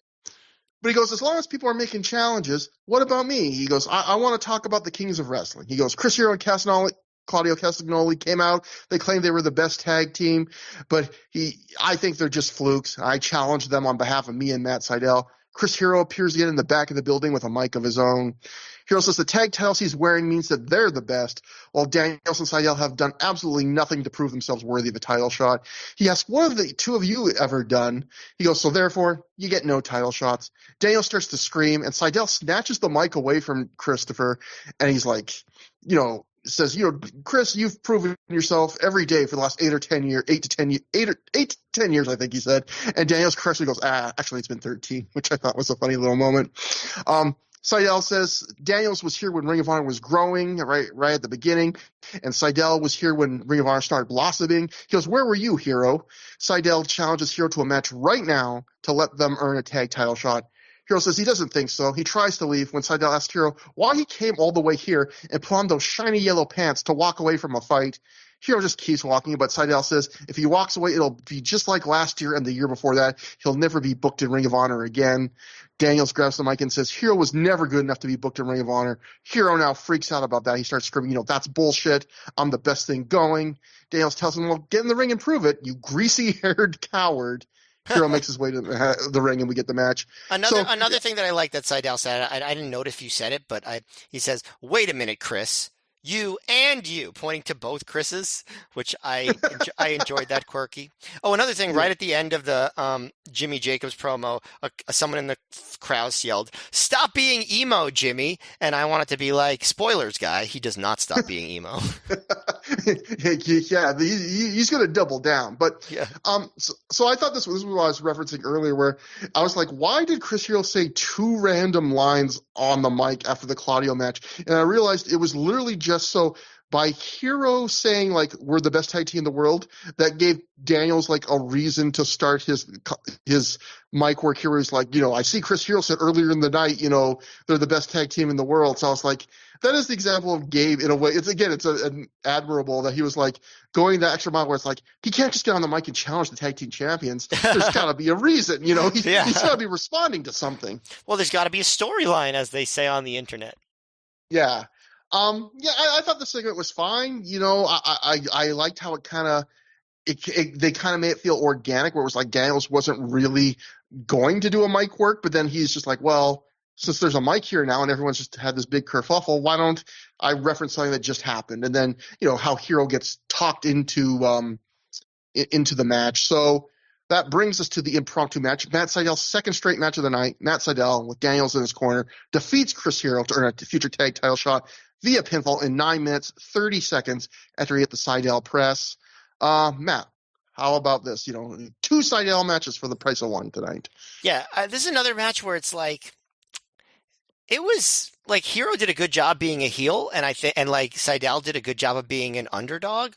But like, again, these two guys could have had a great match, and they just kind of did a lot more character stuff. And it's just, that's just what they were going for. They accomplished what they were going for. I think that Seidel was a little bit too much of an underdog here, considering how much he's been built up in ROH. He was in second place in the Survival of the Fittest the night before with some pretty big stars in there. I felt like it was just too much of like, I don't know, regression to, Seidel is going to show his stuff against a bigger and better caliber wrestler. And I don't know. I just thought that Seidel should have been a little bit beyond that portrayal, if that makes sense. Like, I think this would have made more sense against like a 2005 Seidel. That said, I thought Hero did a very good job.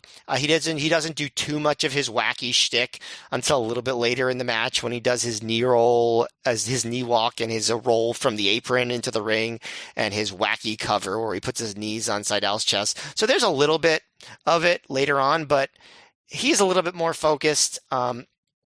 When Seidel does come back at the end, he knocks Hero off the top rope, and that's when Hero grabs the ref's shirt, which allows Claudio to come out with the briefcase, and that's when Daniel stops him and fights him to the back, and we get Seidel hitting the missile dropkick and the shooting star press for what I think is a pretty abrupt and sudden win.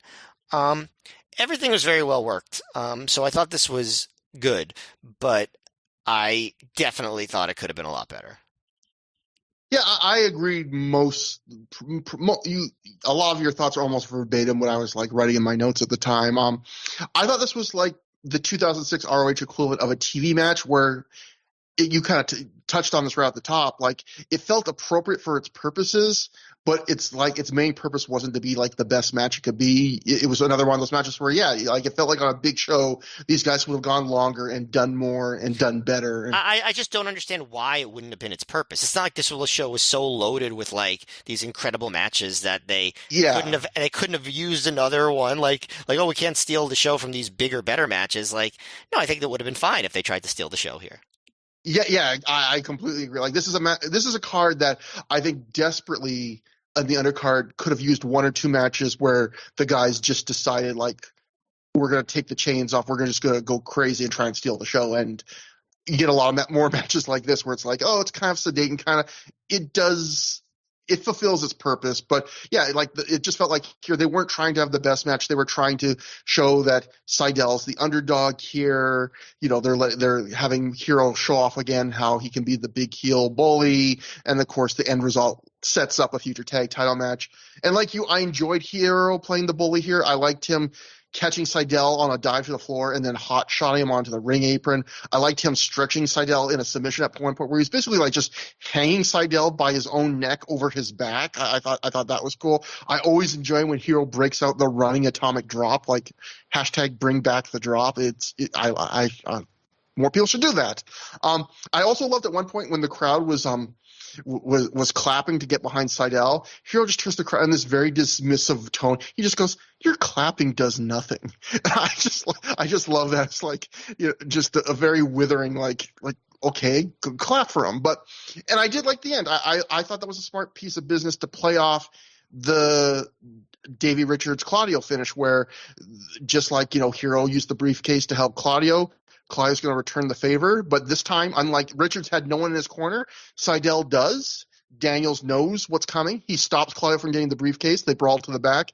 And in fact, not only that, Hero is distracted by them brawling to the back, which allows Seidel to hit the missile drop kick and then go for the finish. So I thought, hey, that's a nice little payoff that kind of gives you an in-show storyline where, the heels successfully cheated on one match, but then the faces knew it was coming when they tried it again.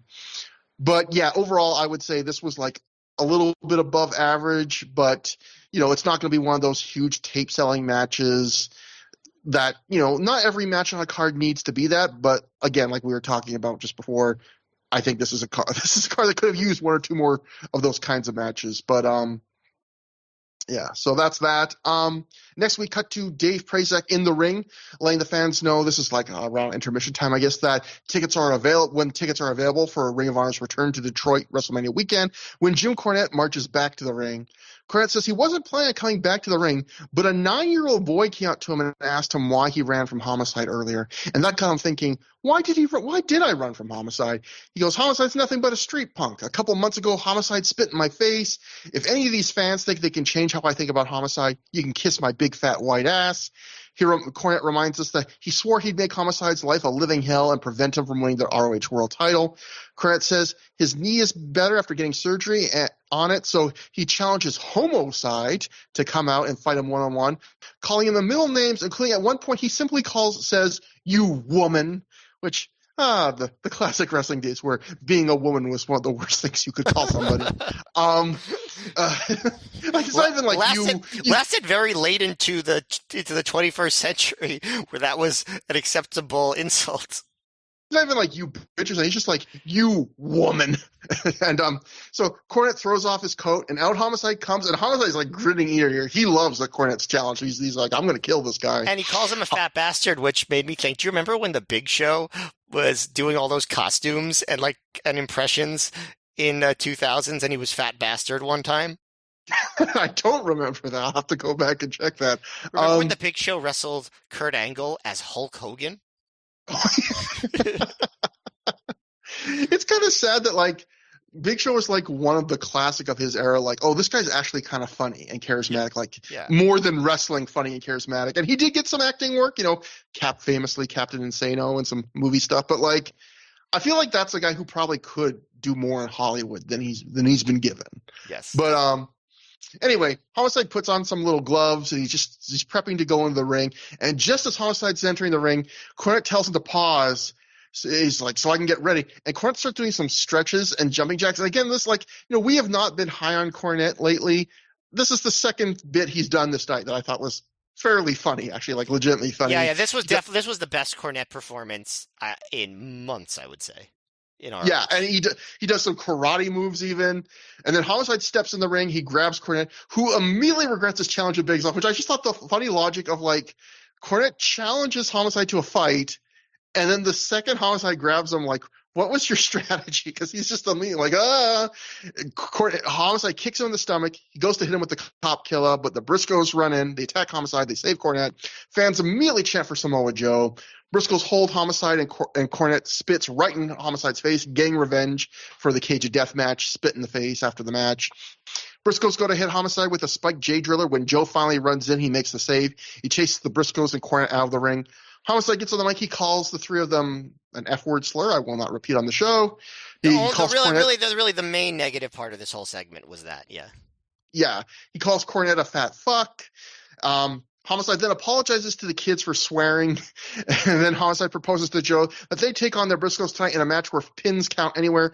Joe thinks about it and goes, I say in Detroit we have ourselves a street fight. So we get like a main event made on the fly in the But middle of the show. by the people involved in the segment who were not the ones who had matchmaking power. They're the ones that made the stipulation. Yeah, this was kind of a nothing segment, but like it was fairly well done. The thing that I've been noticing though is like this Homicide stuff does not get such great reactions in a lot of these cities.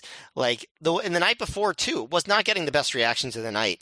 Like the Homicide Cornette angle, like it's there. The crowd like acknowledges it, but they don't seem that psyched for it. Yeah, it's weird. It's like the crowd still. I feel like he's losing a bit because of the angle, but like the crowd, like Cornette when he's like really playing to the crowd, he still gets good reactions. Homicide is still beloved in Ring of Honor, but I do think Homicide seems less over than he usually does here. Like Joe gets bigger reactions than Homicide, which for obvious reasons he's a bigger star. But like I feel like Homicide's reactions during the CZW feud were way bigger than they are during this.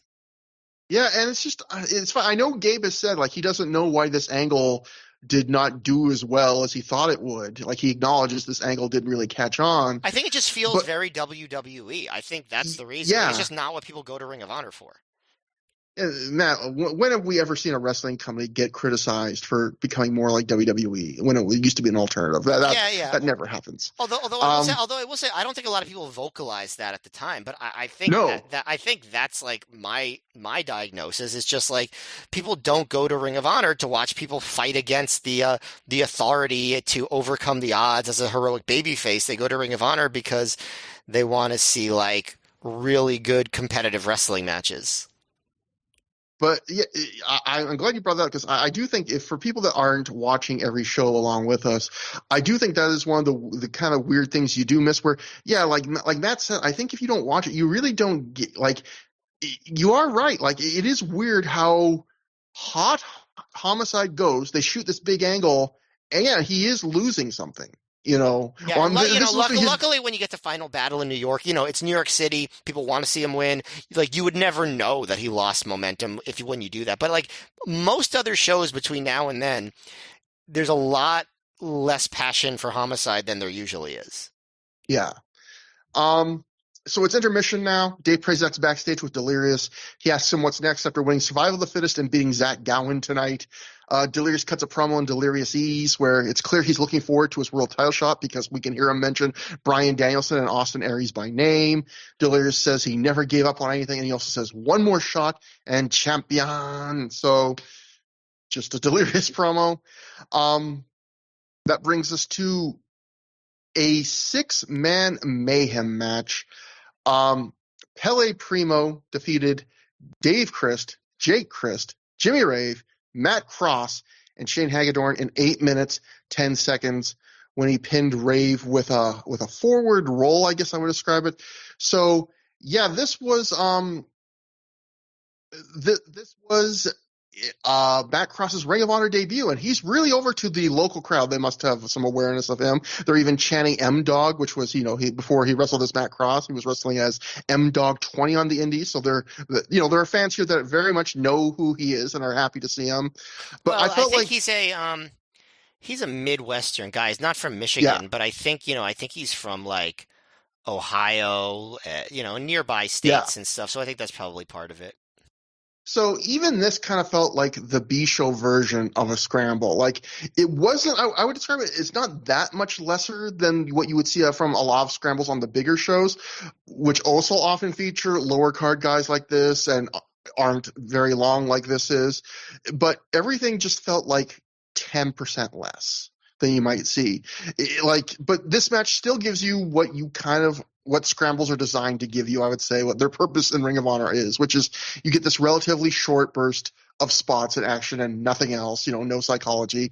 They give you the dive train. No one does any giant botches. Matt Cross, looks pretty good. He gets to do a few of his impressive signature spots that show his really great strength and body control, like his fake outs on dives, his drop kicks to the floor. But I will say, the crowd is shockingly silent for portions of this match when wrestlers aren't doing like the absolute biggest moves. And there is like action pretty constantly, but it's like if it's not the biggest stuff, crowd's kind of like, whatever. It's also interesting that the two people that really like injected personality to this match were the two people that had like wrestled for the least amount of time, the Ring of Honor students. Like Hagedorn is his usual smarmy heel self. He knows what notes to hit. The Chris have him up for like a big move, and he's like, oh no, like while he's in midair, like he has the presence of mind to like kind of be the comical heel even mid moves. And Pele Primo, meanwhile, he's a great underdog. We've seen that already from his very limited appearances. He's really good at showing fire. And also having that fire like completely extinguished when he gets cut off by a heel like Jimmy Rave, and it all leads to a big upset win for him. And I feel like that win kind of told two stories in one, because it feels like this win's kind of the start of Pele being one of the more featured rookies in the entire Gabe era of Ring of Honor. And in fact, I think this is also maybe the first Pele crowd surf we see on a Ring of Honor DVD. And Rave being the guy that take the fall in this match, where maybe you wouldn't expect that, simultaneously is telling the story of him being kind of lost in a drift post-Embassy. And we know there's few things Gabe Sapolsky liked more than having an excuse to have a guy lose a few times before you repackage them. So he, Rave's in that mode. Overall, this was like a strong average to me. I've seen a million scrambles. Most of them have fallen into the category of I've enjoyed it well enough in the moment, but I'll forget about it almost immediately. And this match will soon join that large group of matches, I would say. Yeah, I would agree with you. Right down to the idea that, the things that stood out about the match were the students, like Hagedorn's personality and Pele, getting the crowd behind him. And Matt Cross's, some of his more unique high spots. And it's funny, I mentioned Jared David going really hard on certain wrestlers here. He was both the announcers actually were pretty brutal on Hagedorn here. From a kayfabe point of view, not from an actual, not like in a Jim Ross like way, like where Dave Prazak calls him a bully or Jared David actually calls him a bully and says he hates him. And then Prazak calls him a kiss ass for Pierce, which is very rare to hear an announcer say they hate a wrestler. And I don't remember Jared David ever doing anything close to that before here. But yeah, I mean, there were, a few fun spots, and, I did like the finish in the sense of, like you said, it serves a few purposes of kind of starting this trend of Primo getting upset wins and crowd surfing, and it starts Rave down the path of reinventing himself, which was quite necessary. I mean, with this lineup of guys in terms of their experience and star power, like this was not going to be the best six-man mayhem match, right? Like it was just not possible. But in the time they had, they did what they needed to do. And, it had some focus on the heels like Raven Hagedorn that helped give it an identity. So I liked it. I probably liked it even maybe slightly more than you. Still nothing that I'll super remember, and the crowd wasn't that excited for Primo's win, but it was a fun little twist. And I thought it was fine. I also just want to say Pele is really good celebrating after the match. Like one of the better post-match celebrations we've seen on Through the Years work. He's not just crowd surfing, but he hugs the ref and like topples the ref over with like this leaping hug.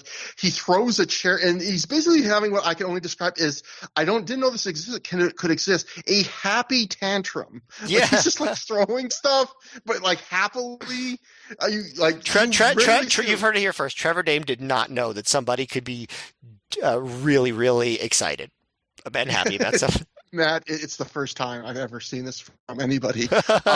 You have rarely seen. I've certainly never caused it to happen from somebody. So, you've rarely seen a wrestler celebrate this much, though. Which again, I think it emphasizes the underdog character, because he treats what would be a minor win for anyone else as like the big. I wrote in my notes. He treated it like he had just won the Super Bowl, and immediately after he won the Super Bowl was told that his prior cancer diagnosis was a mistake. Like that's how big a reaction this was. Yeah, I feel like the cancer one, you'd probably just mostly be relieved. But you know what? I'm not going to judge anyone's reactions to anything. I will say it does make sense to be really excited when you have your first ever win against like name wrestlers on a main show, and it's in a match that no one expects you to win, including you. Yeah. And unintentionally, it is also like the most underdog thing where you get your first big win in front of like one of the smallest crowds in the history of the promotion, because these massive sports events happen in the town. Like it's almost like you're the ultimate underdog, because even when you get a big win, like it's the one show where no one's there to see it. Like it's a great underdog moment. But that brings us to the semi-main event. One of the matches that are being asked to do the heavy lifting on the show at this point. Ring of Honor World Title match. Bryan Danielson successfully defended the title when he defeats Austin Aries via pinfall in 22 minutes, 46 seconds with the small package. So Matt, before I throw it to you, like I just felt like continuing the B show theme. I was thinking about this match, and I felt like this felt like a B show main event to book in the sense of, in wrestling history, there's these two patterns promotions have fallen into. The first is like you have a big match and you run that match on a bunch of house shows, and when you've toured a bunch with it and you've kind of exhausted it unto like live crowds, then you do it on TV and pay-per-view as kind of the blow-off to get all the fans who couldn't see it live. And then there's the opposite kind of way and that was the 80s, like Saturday night's main event model of booking big matches. Yeah, or like in a way that's like kind of like what comedians do these days, right? Like you tour material everywhere, and then when you're just about done with it, you shoot the TV special, and then you never do it again, that material. Then there's the other way where you do the match on TV and pay-per-view, and once it's been exhausted on TV and pay-per-view, you still run the house shows with the idea that like, hey, yeah, the thrill of seeing this match on TV might be gone, but some of these markets have never seen the match live before, so maybe there's still some juice of like, hey, you haven't seen Randy Orton and you've seen Randy Orton and John Cena on TV 18 times, but in Poughkeepsie, you've never seen it live before, so maybe you'll still buy a ticket for it. This match felt kind of like the latter to me, where it was like, okay, you've seen this match a lot, but Detroit, you haven't seen this match.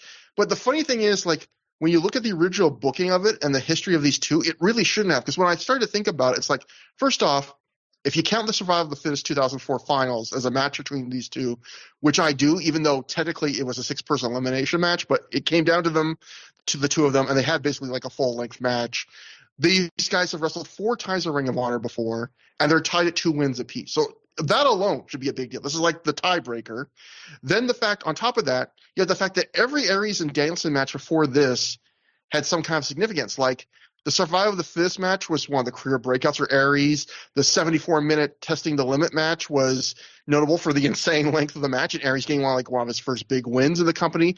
The Nowhere to Run match was the match they used to like write Bryan Danielson out of the company for months, where Aries successfully defends the title against Bryan, and they use that as the write out for Bryan, because Bryan basically after that match backstage says, you know, if I can't win the world title at this point, you know, being in Ring of Honor is meaningless to me, I quit. And then when Bryan comes back, their 4th match was at Enter the Dragon. That was, you know, the least important, I would say, of their 4 matches up to that point. But it was the match where, you know, it was Bryan's first title defense. Yeah, Danielson's first title defense, yeah. Yeah, and it was even that was kind of telling the story of like that needed to be his first title defense, because he kind of needed to prove to himself that like, if I'm going to be champion, I need to prove I can still beat this guy, you know. And so here on all that, it's like this should feel like a big match, especially on top of that, this match had previously scheduled for 2 shows that, while not giant shows, were big shows, because we've documented like this was originally supposed to be one of the big matches on the second half of the UK double shot. But Aries bruises his ribs the night before in the match with him and Roddy against the Briscoes. So it gets rescheduled to Glory by Honor weekend in 2006, the first night, which, again, that show turned out to be not necessarily a huge show. That turned out to be Kenta in a Tenta because of the sudden venue change. But if you look on that card on paper, it was pre-loaded up by Friday night 2006 Ring of Honor standards, right? Like you had Roderick Strong versus Samoa Joe, Kenta and Marufuji against the Briscoes, and you were supposed to get Aries and Danielson for the world title. So, and of course that match got canceled because Danielson hurt his shoulder really bad, and they wanted to save him that weekend just for the big Kenta match. So in theory, like, it's weird, like this match should feel really significant, and yet for some reason it didn't. And so I want to know what you thought about the match. I also want you, like, am I crazy for feeling that way? Like I was watching this match, I was like, why doesn't this feel big? Well, it's because nobody thought that Aries had a chance to win. Yeah. And also this was on a show that just didn't feel big, you know, whether because of the size of the crowds or the level of reactions, which were all right, but not it wasn't like a particularly hot crowd. So I think that's why. I also think just a little bit of like just how like snake bit it was. It's just that it's just kind of a funny coincidence that both guys in the title match happened to have lost their luggage and had to wear weird gear in the match. And it's funny that I don't know if you noticed this, but like to me, when Danielson had like the no knee pads and the blue trunks and stuff, it made him look younger to me. Like he was 25 here, and he looked every bit of like this fresh-faced kid, which I don't usually think when I see Danielson, even in that era. He looked very young to me. I don't know what it was. Also, when I guess maybe because it was Prazak doing the ring introductions instead of Bobby Cruz, but Danielson doesn't interrupt him to get to Hmm. like and the greatest wrestler you've ever seen, asshole, Yeah. like or whatever Danielson usually does. Um, but as far as things go, I actually I like this match more than the Enter the Dragon match. Even though it didn't have a ton of heat, that one didn't really either. And Danielson had not really developed his championship character yet at that point. Yeah. And this was, by Danielson world title standards, this match was short. It was like 22, 23 minutes, and that's short for a Danielson title match. But I thought that actually worked to its advantage because it was to the point, it was focused, it never got boring, I don't think. And it never really meandered. Danielson definitely worked his style. He he definitely, did he had anger when it needed to. He had a smirk when he needed to, but he didn't spend a lot of time taunting with the crowd. He was pretty focused. In fact, if anyone was trying to be silly here, it was Aries because they do a spot where they trade camel clutches. And then when Aries gets Danielson in the camel clutch, he yells the very topical in 2006 Iron Sheik rant line. He yells, "Be Brian Blair! Make you humble, dragon!" Like everyone was riffing on that at the time. Um, Hmm. um, he never mentioned anything about fucking Danielson's ass. But that is the subtext, right? When you say that at that point, everyone was a comedian back then. But there is one point where, after avoiding a drop kick, he slaps Aries in the face and he yells, "You think that shit's gonna work on me? I'm the world champ." So he gets a little bit vocal here. Um, but they do some fun stuff that's like a callback to their other matches. Like at one point, Danielson starts working a bear hug, which was a big motif in the survival of the fittest match. In fact, that's how Danielson won the match. Is he got him in a bear hug and he turned it into this weird, like almost like Boston Crabbish style bear hug thing and got Aries to tap out to that. So I appreciated that because it's not like Danielson works bear hugs in most of his matches. I also like, Aries tried to break it by clapping his arms together, but Danielson grabbed him again and just belly to belly suplexed him. I love how willing Danielson is to just do moves that he never does. Um, Hmm. you know, Aries, for most of his comeback, the crowd doesn't totally buy it, but he does get, a somewhat decent reaction when they do a spot where Danielson avoids the brainbuster, then avoids the crucifix bomb, makes the rope, and gets Aries up for the airplane spin. But Aries elbows him down and locks in the what they called the horns of Aries. I think before they gave him that name, and the crowd actually chants for a tap. I thought that was a very good sequence. Um, there's another good one where Danielson goes, he gets a 2 count off a belly to back superplex, goes right into the elbows to the side of the head and the chicken wing, which is how he beat Aries in the Enter the Dragon match. And Aries got the bottom rope. Then they fight through the cattle mutilation where Aries keeps rolling through, so Danielson can't fully lock it on. And then Aries elbows back, goes for the brainbuster, but Danielson blocks. And they have this really what I thought was a cool sequence where they trade hard forearms and then roaring forearms. And then Aries goes for the brainbuster and Danielson knees him, but Aries hits it anyway. And then Danielson rolls out of the way of the 450. Small packages Aries and gets the sudden win. So I appreciate that he won in a different way than he had been in the other matches. Um, I thought that as far as just like an overall wrestling package, this was definitely the best match of the weekend. It had pretty good intensity, and I thought Aries was so much better than he was the night before. This is actually probably the best Aries has looked to me in a while. In terms of singles matches, and Danielson just seemed to be having fun. He definitely wasn't like A plus Danielson, but I'd say it was a solid B plus or A minus Danielson. So I thought this was a very good match, honestly. Like, it wasn't their best match, but it wasn't their worst match either. I thought it was very good. So, first off, a little trivia. I was doing some research for this, and like days ago, but this is like I was watching this match and thinking it's crazy. It feels like this is 5 matches in Ring of Honor so far. It feels like we've seen these guys wrestle a million times. Do you know, Matt, that like in Ring of Honor history, we're not even at the halfway point at the number of singles matches these guys have? Well, These guys wrestle. they have the series in 2007. That's where they're I think it's a best of 5, right? Where they're going for like the winner gets a world title shot.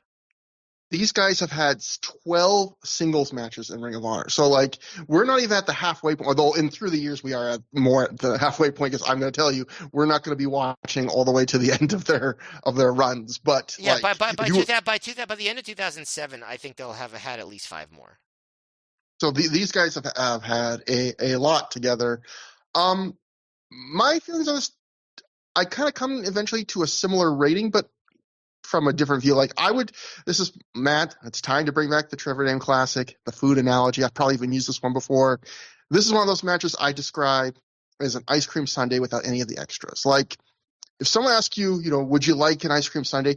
You could give them 2 scoops of ice cream and squirt some chocolate or strawberry syrup on, and technically that's a sundae. Like, that's a cheapo Dairy Queen or McDonald's ice cream sundae, and you would be happy with that. Like, maybe disappointed, but you'd be happy with that because ice cream and chocolate syrup, that's pretty darn good. But you'd be disappointed because in your mind, you know what a sundae can be when there's whipped cream and chopped up nuts and sprinkles and a cherry on top.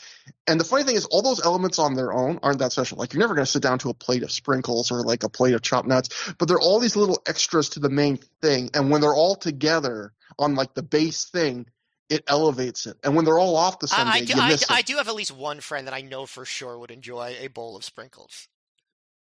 Matt, you need new friends. You need to fake your death and start a new life. Look, I used to think I was the best example of you needing new friends, but someone's risen to the top. They've taken my spot. But we can talk about that much later. This, to me, Matt, this match I would describe as it's a couple scoops of ice cream with a squirt of syrup. It's a sundae. Sundaes are great. I felt like this was Bryan Danielson versus Austin Aries at its most standard with nothing to differentiate it. It's like the foundation match these two would have that you could say, okay, like that's a strong base. Now add a twist to it, add a unique element on top, except there really isn't. But then at the end, I was like, okay, this is like 3.5 stars. This is like my low point for Bryan Danielson's title reign. It's good, but it's just very plain. But then the finish, which you described a bunch of it, was a sequence I genuinely really liked. Like the final 2 minutes I thought were the best 2 minutes of the show thus far, hands down. And you described it, but I'll go into it again. Like, this whole happens in 2 minutes. Danielson's just on the belly to back superplex for a near fall. He starts doing the elbows to the head finish. When that doesn't work, he transitions to the cross-ice chicken wing. Aries tries to stand up and fight out of it, but Bryan drags him back down. Aries makes his way to the ropes. Dragon gets up fuming at this. He goes for the dragon suplex. Aries fights him off. Goes for this backward roll-up pin. And in a really neat twist, Bryan just like keeps letting Aries roll. He sidesteps. He just lets Aries roll until he's in position for the cattle mutilation. Aries fights off that by standing. So Bryan starts doing the elbows to the head from a standing position, which is something is rare for him. Yeah, he's almost like in an abdominal stretch and like doing the elbows. Yeah. Then he tries to go for the Regalplex. Aries counters to the elbows of the head of his own. Aries goes for the Brainbuster, but Bryan blocks it. Aries forearms Bryan in the face, and so Bryan fires back with one of his own. They start trading the forearms, like you said. Aries finishes the duel with this brutal, smacking-sounding roaring elbow. Bryan goes to try and hit one of his own, but Aries just elbows him mid, like, roaring elbow. Aries then goes for the Brainbuster again. Bryan knees him in the head as he lifts him. So Aries tries again. Bryan knees him in the head again as he has him in midair, but Aries just like goes, fuck it, you can knee me in the head. I'm going to hit you with the Brainbuster anyway. Aries goes for the 450. Bryan rolls out of the way, gets up, runs and pulls him down into a small package for the win. In another one of those small package Danielson wins where you just feel like all the momentum had turned against him, and he gets out with that small package just by like the skin of his teeth. And again, all that I described to you is a little over 2 minutes of action. Easily the best 2 minutes we've seen so far on the night. And not because you were seeing all their big signature moves, even though you were, but because if you listen to like that description, like there's so many little struggles there. Like everything there felt like it wasn't just like so many wrestlers do where it feels like, okay, you hit your signature, I hit my signature. Like everything there was just enough where it felt like a struggle. There's enough counters there, but it wasn't also like counter crazy. It just really made it feel like a battle and not two guys robotically trading moves. It's like that's where you really see the talent of these guys. But before those 2 minutes, again, I was going to say this was like the worst Danielson title defense, and yet I was still going to give it a strong good and 3.5 stars. I think that 2 minutes, it almost might put it up to 3.75, but I'm not sure. But here's what. So I liked it probably in a way like my same rating, but I kind of sound more down on it than you. But I think when all is said and done about Bryan Danielson, this match really got me thinking. Is I think one of the most impressive things about him is not the heights he can hit in his best matches, but I think he and Matt, like, I'll be interested in your thoughts on this. I think in the history of wrestling, he might be the guy with the highest and most consistent floor. Like, I think the only wrestler who even has a case to compete with him in that respect is Ric Flair. And I don't even know if Ric Flair beats him. Like, I don't think there's another wrestler that has had fewer bad or even average matches like than Bryan Danielson, at least in terms of frequency per their batting average, and whose general low, like what you would say his worst match on average is high. Like, let me clarify. Like, I think Bryan has had worse matches than 3.5 stars. I'm sure if I sit and think and look over results, I can remember matches he had that were average or even below average. But they're rarer than anyone I could think of. And again, I think during this title run, this year-plus title run, I don't think I would give a match of his less than 3.5 stars, which think about that. Like, this is a 5-star scale. And my 5-star scale, 2.5 stars is average. Like, it's not bad. It's not good. It's Conrad Kennedy III. It doesn't give you much pain. Doesn't give you much pleasure. I think 3 stars is like at the level where you're actively having a fun time. Maybe it has significant flaws, or maybe it's just aiming to be 3 stars, but it's good. And I think 4 stars is great. To me, 4 stars is the point where I'd historically say, hey, this is worth making an effort to see. So think about that. Like, the same Bryan Danielson's like low generally is 3.5 stars. That's like his floor. That's halfway between good and great. Like, that's pretty friggin' incredible. And this match kind of made me think about that. That's him at his lowest to me on average. And this is on a night, remember, where he's wrestling with a horrifically injured shoulder in gear that isn't his own, in front of one of the smallest crowds this promotion has ever drawn. And it still gives you a really special final 2 minutes. And it's still pretty goddamn good. And to kind of sell my point one more time, I'm going to go do something I'm not doing very often, Matt. I'm going to reinforce this point by going cage match prowling. And I'll tell you this. So of those 12 Bryan Danielson, Austin Aries RH singles matches, the users of cage match have given this match, they view this match as the worst Danielson Aries match. They give you, so, on cage match, if you don't know, anyone can give any match a rating from 1 to 10, and it gets averaged out. So this match has the lowest rating of all 12 Aries and Danielson singles matches on cage match. I personally do not agree with that, but that's fine. But do you know what the average score for this match is out of 10? As the worst of the 12 they've had. The average score. You're asking me what the average score is? Yeah, for this match.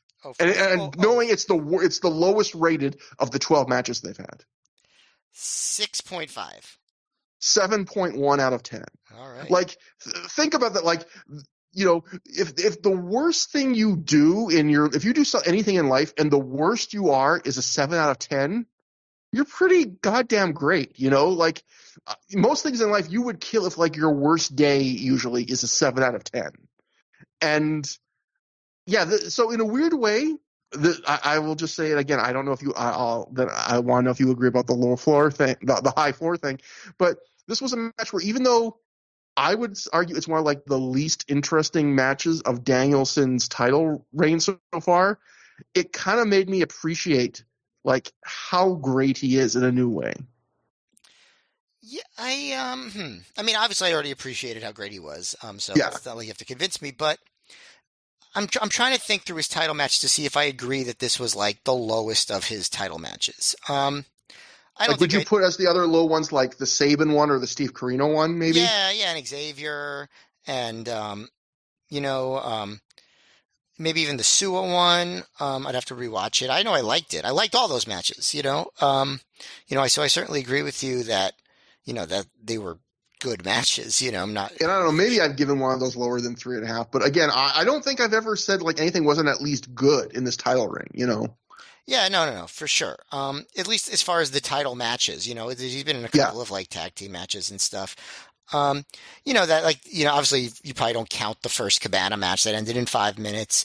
Where does the first Delirious match rank? That was more of like a kind of a him decimating Delirious. I'd have to Hmm. really take some time and go through, even maybe like listen back to what I thought when I first watched them, to see.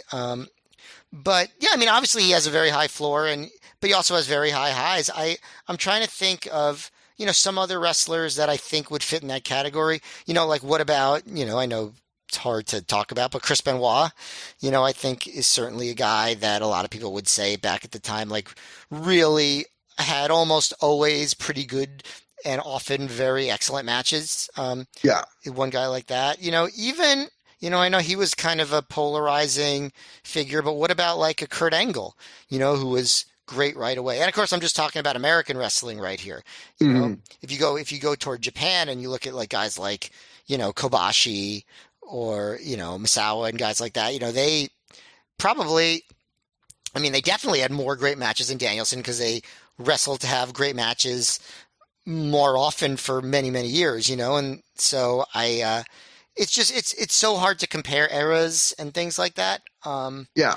That I don't know. I don't know the answer. He's certainly a contender for that position for sure. Yeah. It's just, and obviously, yeah, like you said, it's different eras. There are guys that we have not seen as much footage on, and Bryan, and it's a different time. Like indie wrestling was different than Yeah, say I mean we've how. probably we've gotten to watch an unbelievably high percentage of Bryan Danielson's matches in his entire career. You know what I mean? Like Yeah. obviously there's plenty that we didn't see from the indies, but like guys from that era we've just gotten to see a ridiculously high amount of their matches. Whereas I think, you know, um, guys in other eras, we just have, and women too, we just haven't had the chance to see as many of the matches. One other note I want to give about this match before we move on is a little thing. If anyone who's watching before the match, watch where Aries is walking around. Someone at ringside actually throws something at Aries and it hits Aries, and Aries like gets legitimately angry and like yells at the fan for a second. And I wonder if so we're getting to the point where soon with the embassy gimmick ending, Jimmy Rave will they will tell fans you can't throw toilet paper anymore. And I do feel like in Ring of Honor you were starting to see people like get thrown at them a little more often, like just in general. And I wonder if that's one of the reasons why they were like, you know what, if we're putting an end to the embassy, let's really explicitly tell them no toilet paper, because it did feel like you were starting to see fans getting more emboldened just to like throw like a Chris Hero sometimes, maybe even on this night, I forget, fans would just help like throw some garbage at him occasionally. And it's like, It's interesting that throughout the history of wrestling, there are these eras where like throwing stuff becomes in vogue, like WCW in the mhm. in the NWO era, and that sort of like bled into WWF for a little bit too, to the point where I was just listening to Between the Sheets and they were covering the 1997 week where there were like basically riots that caused two WWF house shows to basically end early because of so much stuff being thrown at DX. Um, Yeah. so, it's just interesting, and obviously it never gets like that in Ring of Honor because the fan base is totally different. But I think there's a lot of promotions, find this out the hard way, where it's just like, we can't really encourage the crowd to throw things. Yeah, same thing with like I've referenced this before, but like Meltzer always used to go back and like in the '90s be like get on like WCW for doing angles where they'd have plants like run in the ring, because he'd be like, when you do a couple of those, then magically you start seeing more actual fans emboldened to go like, hey, this is a thing you can do. You can run in the ring, which I still don't know why fans would do that, because like anytime you see it, it always ends with like Randy Savage kicking a guy's face in. Like I never feel like there's no amount of like the pleasure of being on TV that could make up for getting the living shit beat out of me. But like some fans, once they see a couple guys get away with it, they get like emboldened to be like, yeah, I could do that. Um, So yeah, after the match, Aries leaves the ring. Bryan stays to celebrate. When Samoa Joe's music hits, he rushes the ring to attack Bryan. Bryan tries to fight back, but Joe levels him with a big lariat. The Briscoes then rush the ring and beat down Joe as Bryan escapes. Homicide then runs to the ring. The main event is on. No introductions, no theme music apart from those few seconds of Joe's music when he came out to fight Danielson. And we get right into Falls Count Anywhere, tag team street fight main event. The Briscoes of Jay and Mark defeat Homicide and Samoa Joe in 1850 when Jay pinned Homicide after a spiked Jay Driller. So in 2006, we had started seeing more shows like this, where what the show had been up to before this main event, which were B market, and you talked about this earlier, Matt. Like you mentioned that how you felt like we were getting to this era now where the double shots were starting to see like maybe that diluting the quality of the shows and the efforts maybe, and I felt like we were starting to see more market shows like this where they're not bad, but they're missing things. Like 2006 Ring of Honor so far had been like the Bryan Danielson of wrestling feds, where they had this really high baseline quality in terms of like even their worst shows really haven't been bad at all. But the two things I would say is like the lowest rated '06 B market shows that like we were starting to see more of is they didn't even have we're seeing more of them where you didn't even really see a lot of the wrestlers giving that same 100% effort they'd give in a major Ring of Honor event, or even you'd be seeing shows that they didn't even have like that one moment or match that you felt like, okay, this is distinctive. This is worth going out of your way to buy a DVD for. And then I felt like this was one of those shows that was like, oh, this is a textbook show before the main event of like the effort's not quite 100% from a lot of the guys, which maybe it's understandable because there's only 325 people. There's nothing worth going out of your way to see. There's nothing really noteworthy, important on this show in a major way. And then I felt like this main event delivered on all that. I do have one minor pet peeve in this match. I'll get it over with right out of the way, which is I hate when matches that are billed as no DQ or street fights or Falls Count Anywhere start off kind of wild, which this one does with everyone brawling in the ring and around the ring, and then it randomly like settles down on its own with no enforcement into like an ordered, sedate little tag match where everyone like settles into the corners. It's like we're going to pay attention to the tags for a while, and that happens here. And really, we get about the first third of this match is in the ring before it spills out to the floor and just gets absolutely insane. But at the same time, I will say, the first third of the match is not special, but it's not bad. Even that's not bad at all. It's good. Like, they had a couple spots I really liked. I love Mark Briscoe being one of the last wrestlers in Ring of Honor who still tries to headbutt Samoa Joe and then sells that, like, oh, his Samoan head is too hard for me. And I really liked that the Briscoes held up Joe for, like, a long delayed vertical suplex because you don't really see Joe being put in that vulnerable kind of position very often. But anyway, when the match spills to the outside, it becomes a whole other thing. Like the Briscoes make this match to me because they're willing to do insane things that no one else on this card is willing to do in front of 325 fans. Like that probably no one else on this planet is willing to do. yeah, like they were bumping on this night like it was their WrestleMania. They're getting a million chairs thrown at them at ringside, with Joe having some surprisingly good long distance aim on some of them. And at one point, a closed chair hits Mark in the head with enough force to open itself up and wrap around his neck. Mark proceeds to take not one, but two big suplexes onto rows of open chairs. Jay somehow manages to top this where he puts Joe in a chair and goes for Joe's own Olay kick. And Joe counters by just grabbing a running Jay Briscoe and doing his like big, quick power slam onto the frigging open chair, which just insane. So then the action, like, it makes its way to the back of the building and then to the outside with a bunch of the fans. Like, it seems like most of the fans follow them outside. I think it's got to be basically all of them. I realize why would anyone choose to stay inside? Yeah, and when they come back to the ring for the end of the match, like, it seems like the arena is mostly empty. So yeah, probably almost everyone's like, we got to follow this. So then when they're outside the building, Samoa Joe Irish rips Mark Briscoe into a brick wall outside. You see like a Irish whip in a street fight, which I just loved. Mark then like runs up the wall and flips off it in what I think is supposed to be intended as a moonsault, but Joe like completely no-sells it, and Mark just like slats on the ground. Jay gets lawn darted into the side of the ROH ring truck with the back of his head hitting like the metal truck really hard. And then you get the signature spot of the match, which is Mark Briscoe does a shooting star press off the top of the ring truck onto Samoa Joe and a million Ring of Honor students and staffers who were there to catch them. Honestly, the drop isn't that huge. Like it's probably not as bad as some really tall ladder and cage drops in terms of height, but it just seemed wild. And I love that the Ring of Honor cameras did not telegraph it. Like if you watch this match, they never shoot Mark climbing up the truck. You just see the guys brawling outside, and then all of a sudden everyone's looking up. You're going, "What the hell are they looking up at?" You hear them chant, "Please don't die." That's what Yeah, the first tell.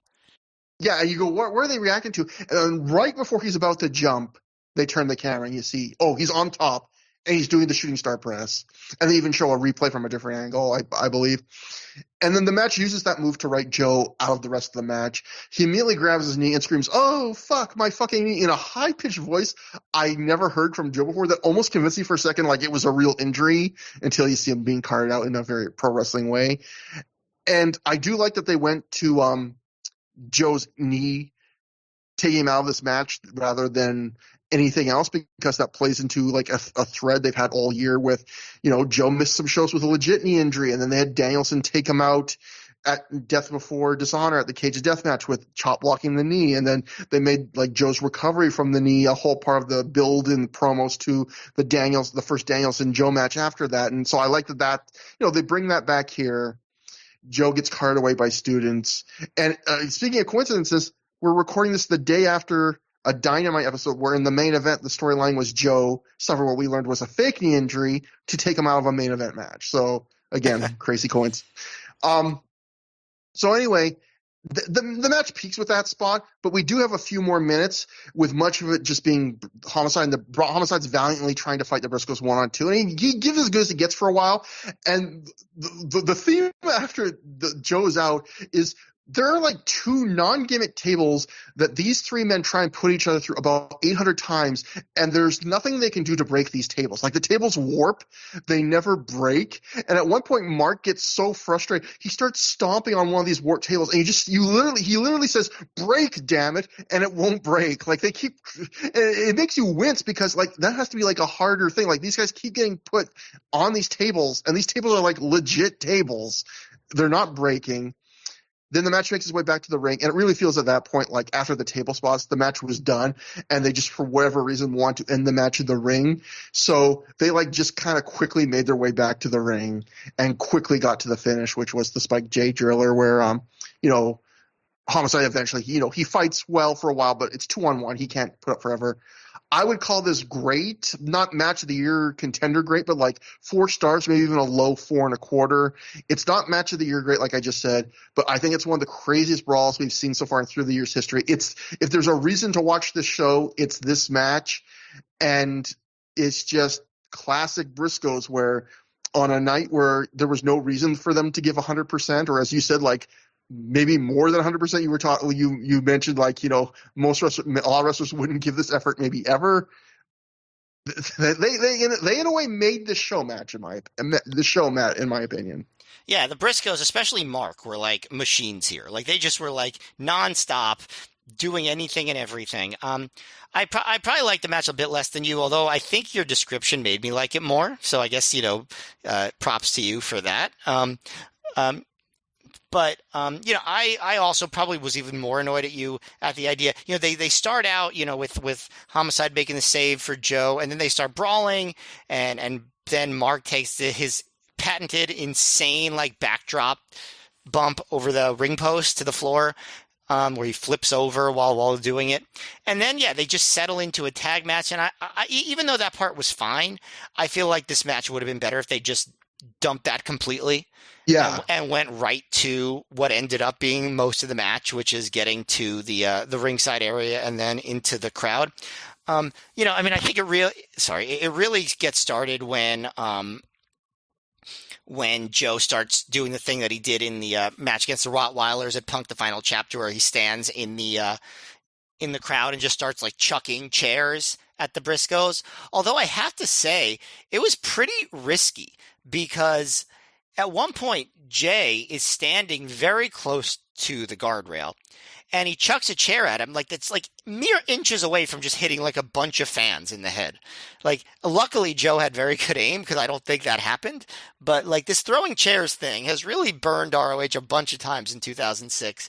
Yeah. And maybe they shouldn't do that. I wonder if Joe got approval from Gabe before doing it.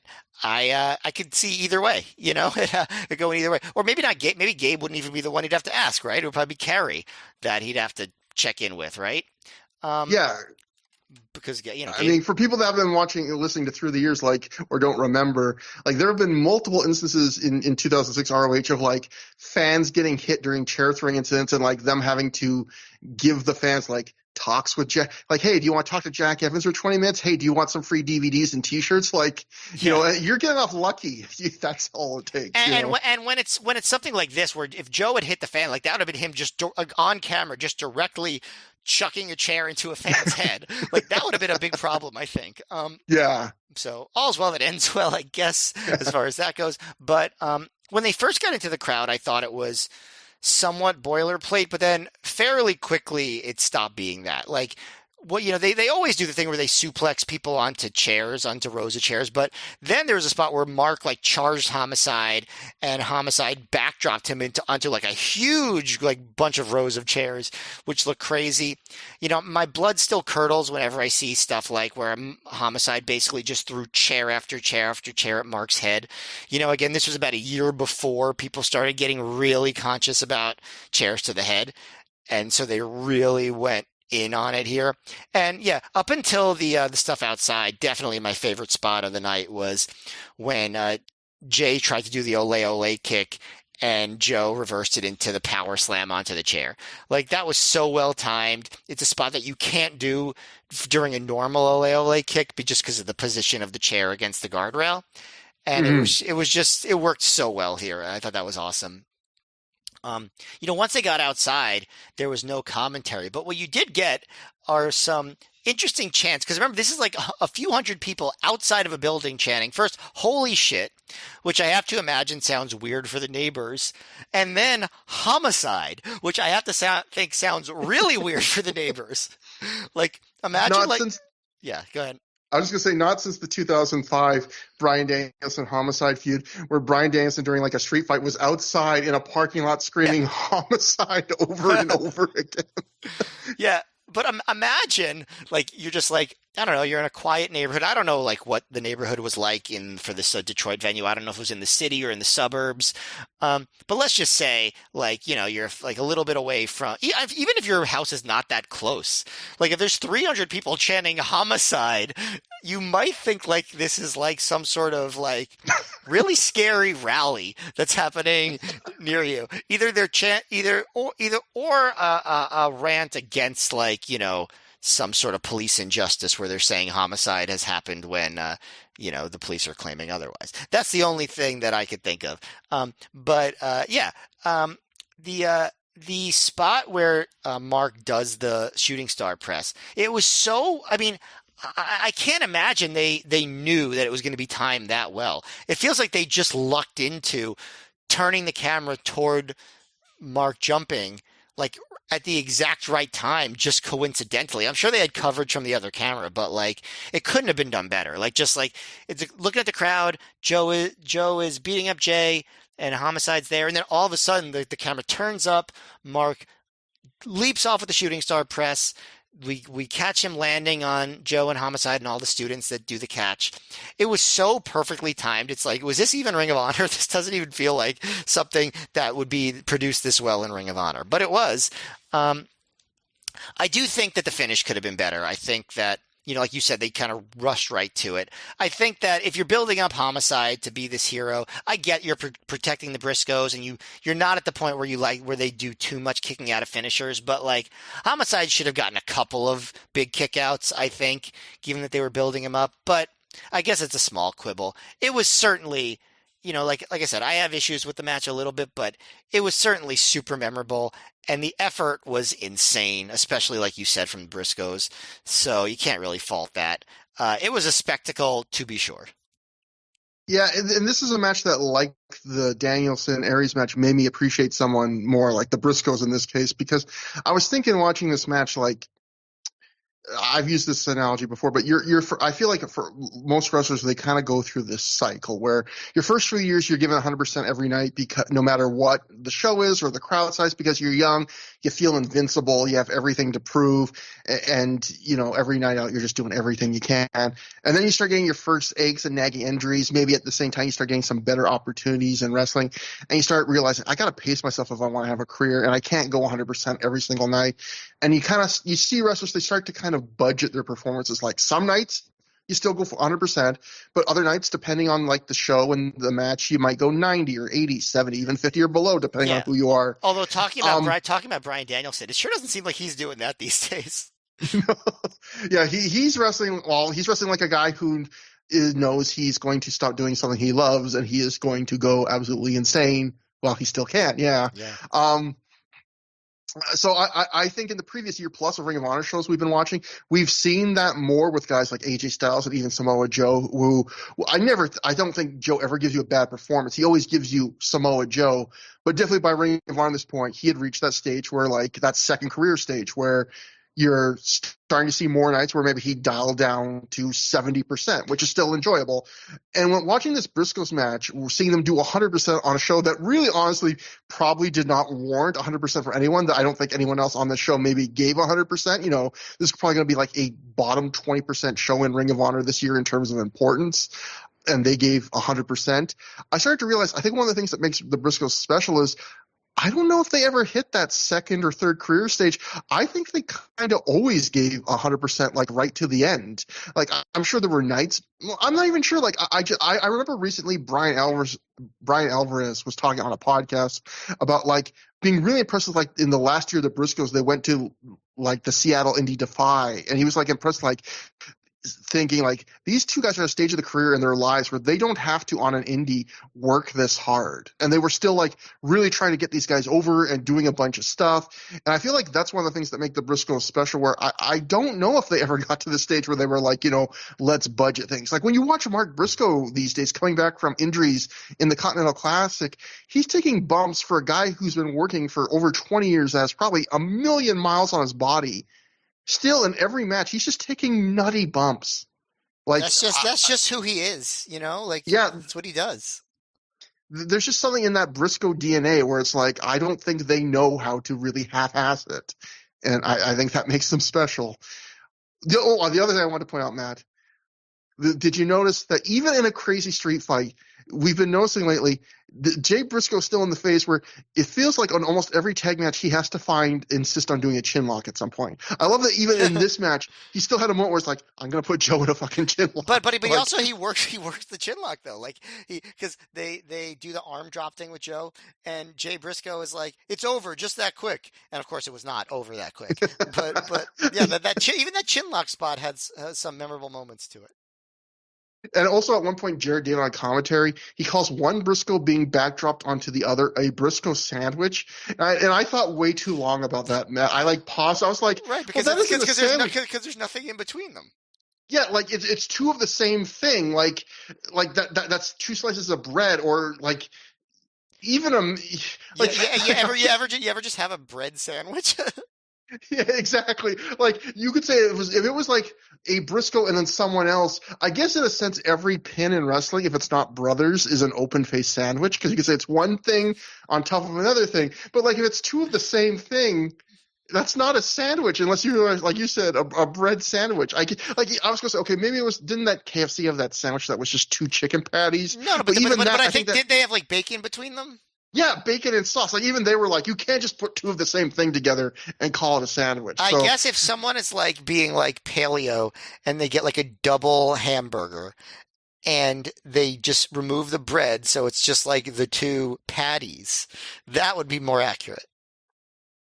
Yeah, I felt like on a good night for Jared David, he completely negated all of it because of this. Yeah, and by the way, okay. Speaking of, I know this is a tangent, but speaking of good night for Jared David, Prazak sounded so tired in these last two matches, like relative to how intense they were. Like, and Jared David really carried the energy load there. Yeah. Again, and another example of like how these double shots in some ways are hurting things. We've talked before how they were generally doing the commentary for these back to back in one night. Like, yes, some of these one shows now you can really hear sometimes like it getting to people like, oh fuck, Yeah. um. One last thing about the sandwiches, man. Okay, I have to know your opinion on this. All right, Uh-huh. so I think we've established just two pieces of the same thing we would not call a sandwich, right? So you wouldn't call two slices of bread a bread sandwich. Just Would don't you call? just don't ask me if a hot dog is a sandwich. Yeah, no, I'll leave that to literally everyone else on the internet. But would you call this is a conundrum? Would you call three of the same thing stacked on top of each other a sandwich? So if I put a slice of bread between two other slices of bread, is that a bread sandwich? Can we call that a bread sandwich, or does a sandwich necessitate it needs to be at least two different things? I I feel actually very strongly about this, and a lot of people will get mad at me. I think that's a sandwich. I think if you Oh put my. I think a slice of bread between two pieces of bread, that's a bread sandwich. Yes. I might be on board with you, Matt. I'm not sure though. Honestly, this is like the biggest conundrum we've faced on Through the Years history in 121 episodes. I think Probably is true. three of the same thing a sandwich? Fans, Well, you decide. I do think that bread probably has to be part of it if it's a sandwich, right? I mean, I guess the double down has created the precedent that chicken patties can be the bread. So Yeah. yeah, maybe just three of the same anything. Yeah, if there's something in between two things, you got yourself a sandwich, buddy. So That doesn't rhyme, but I'm gonna say that it does. So after the match, the crowd gives a big round of applause. A loud "That was awesome" chant. Clearly, this was the biggest crowd reaction of the night. Jay Briscoe gets on the mic and playing heel. This is a great moment. He goes, "That's the stupidest fucking chant I've ever heard." So I like credit to him. Like a lot of wrestlers would just soak that up and like drop the heel stick. He's like, "No, I'm a goddamn heel." He goes, "Fuck all you people. Fuck Homicide. Fuck Samoa Joe. Fuck Detroit. Briscoes are the best tag team in Ring of Honor. Man up, motherfuckers. Man up." Okay, so Briscoes leave. wait, I got it. Okay. So if you got two things with something with a third thing inside, a sandwich is signified.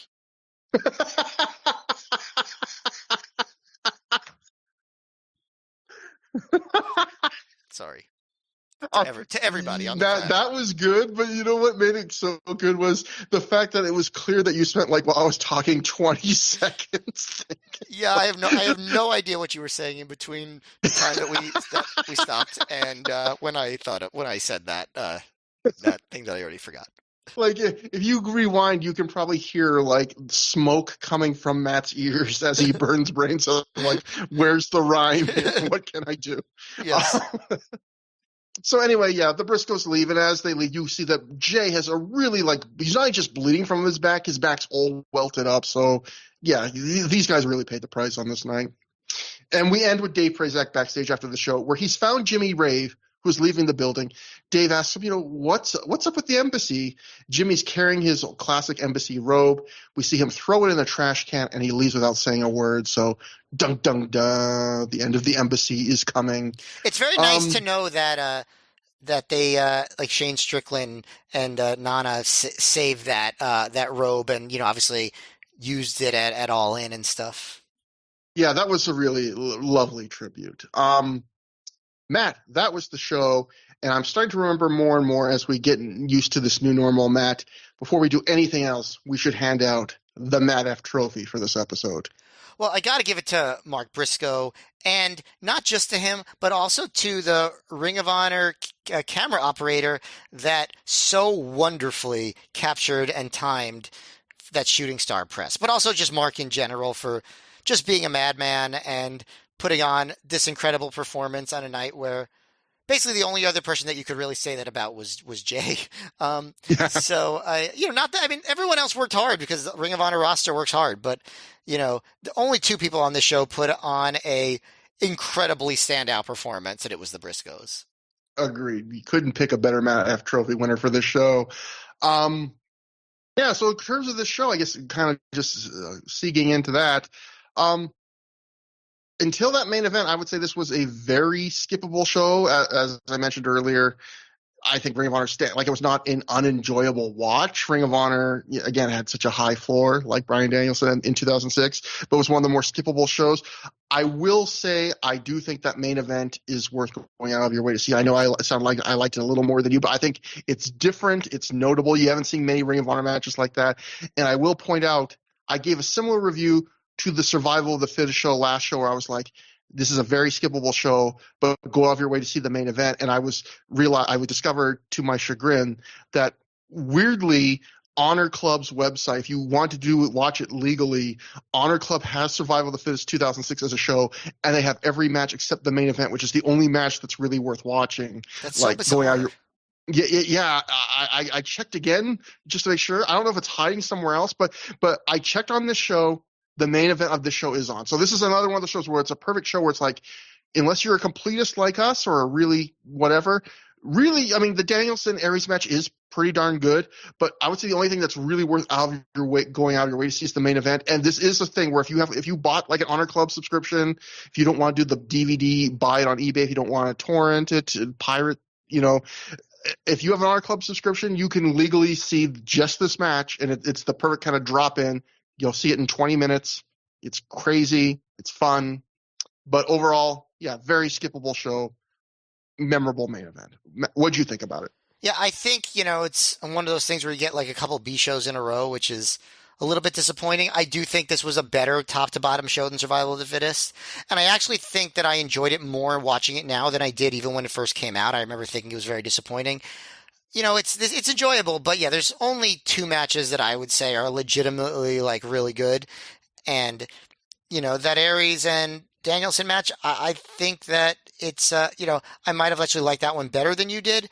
The main event I probably liked slightly less than you, but it's so memorable and such a spectacle that you're not going to be bored watching it. You're going to have a good time. So I would actually recommend watching both of those matches. And Yeah. I guess in the end, that makes for a solid show. It just didn't feel important. And you could feel the lack of attendance and passion from the crowd. So it's definitely not one of the better ROH shows of the year, but it ends on a pretty strong note. So, that brings us to plugs. As always, you can contact us at through-the-years@gmail.com. That's THRH for through. Matt, I don't know if you've checked yet, but I think the last day or two, I just checked the email today. We got a lovely, very short but lovely email from someone praising both of us and the show. So if you want a nice ego boost, Matt, check the email.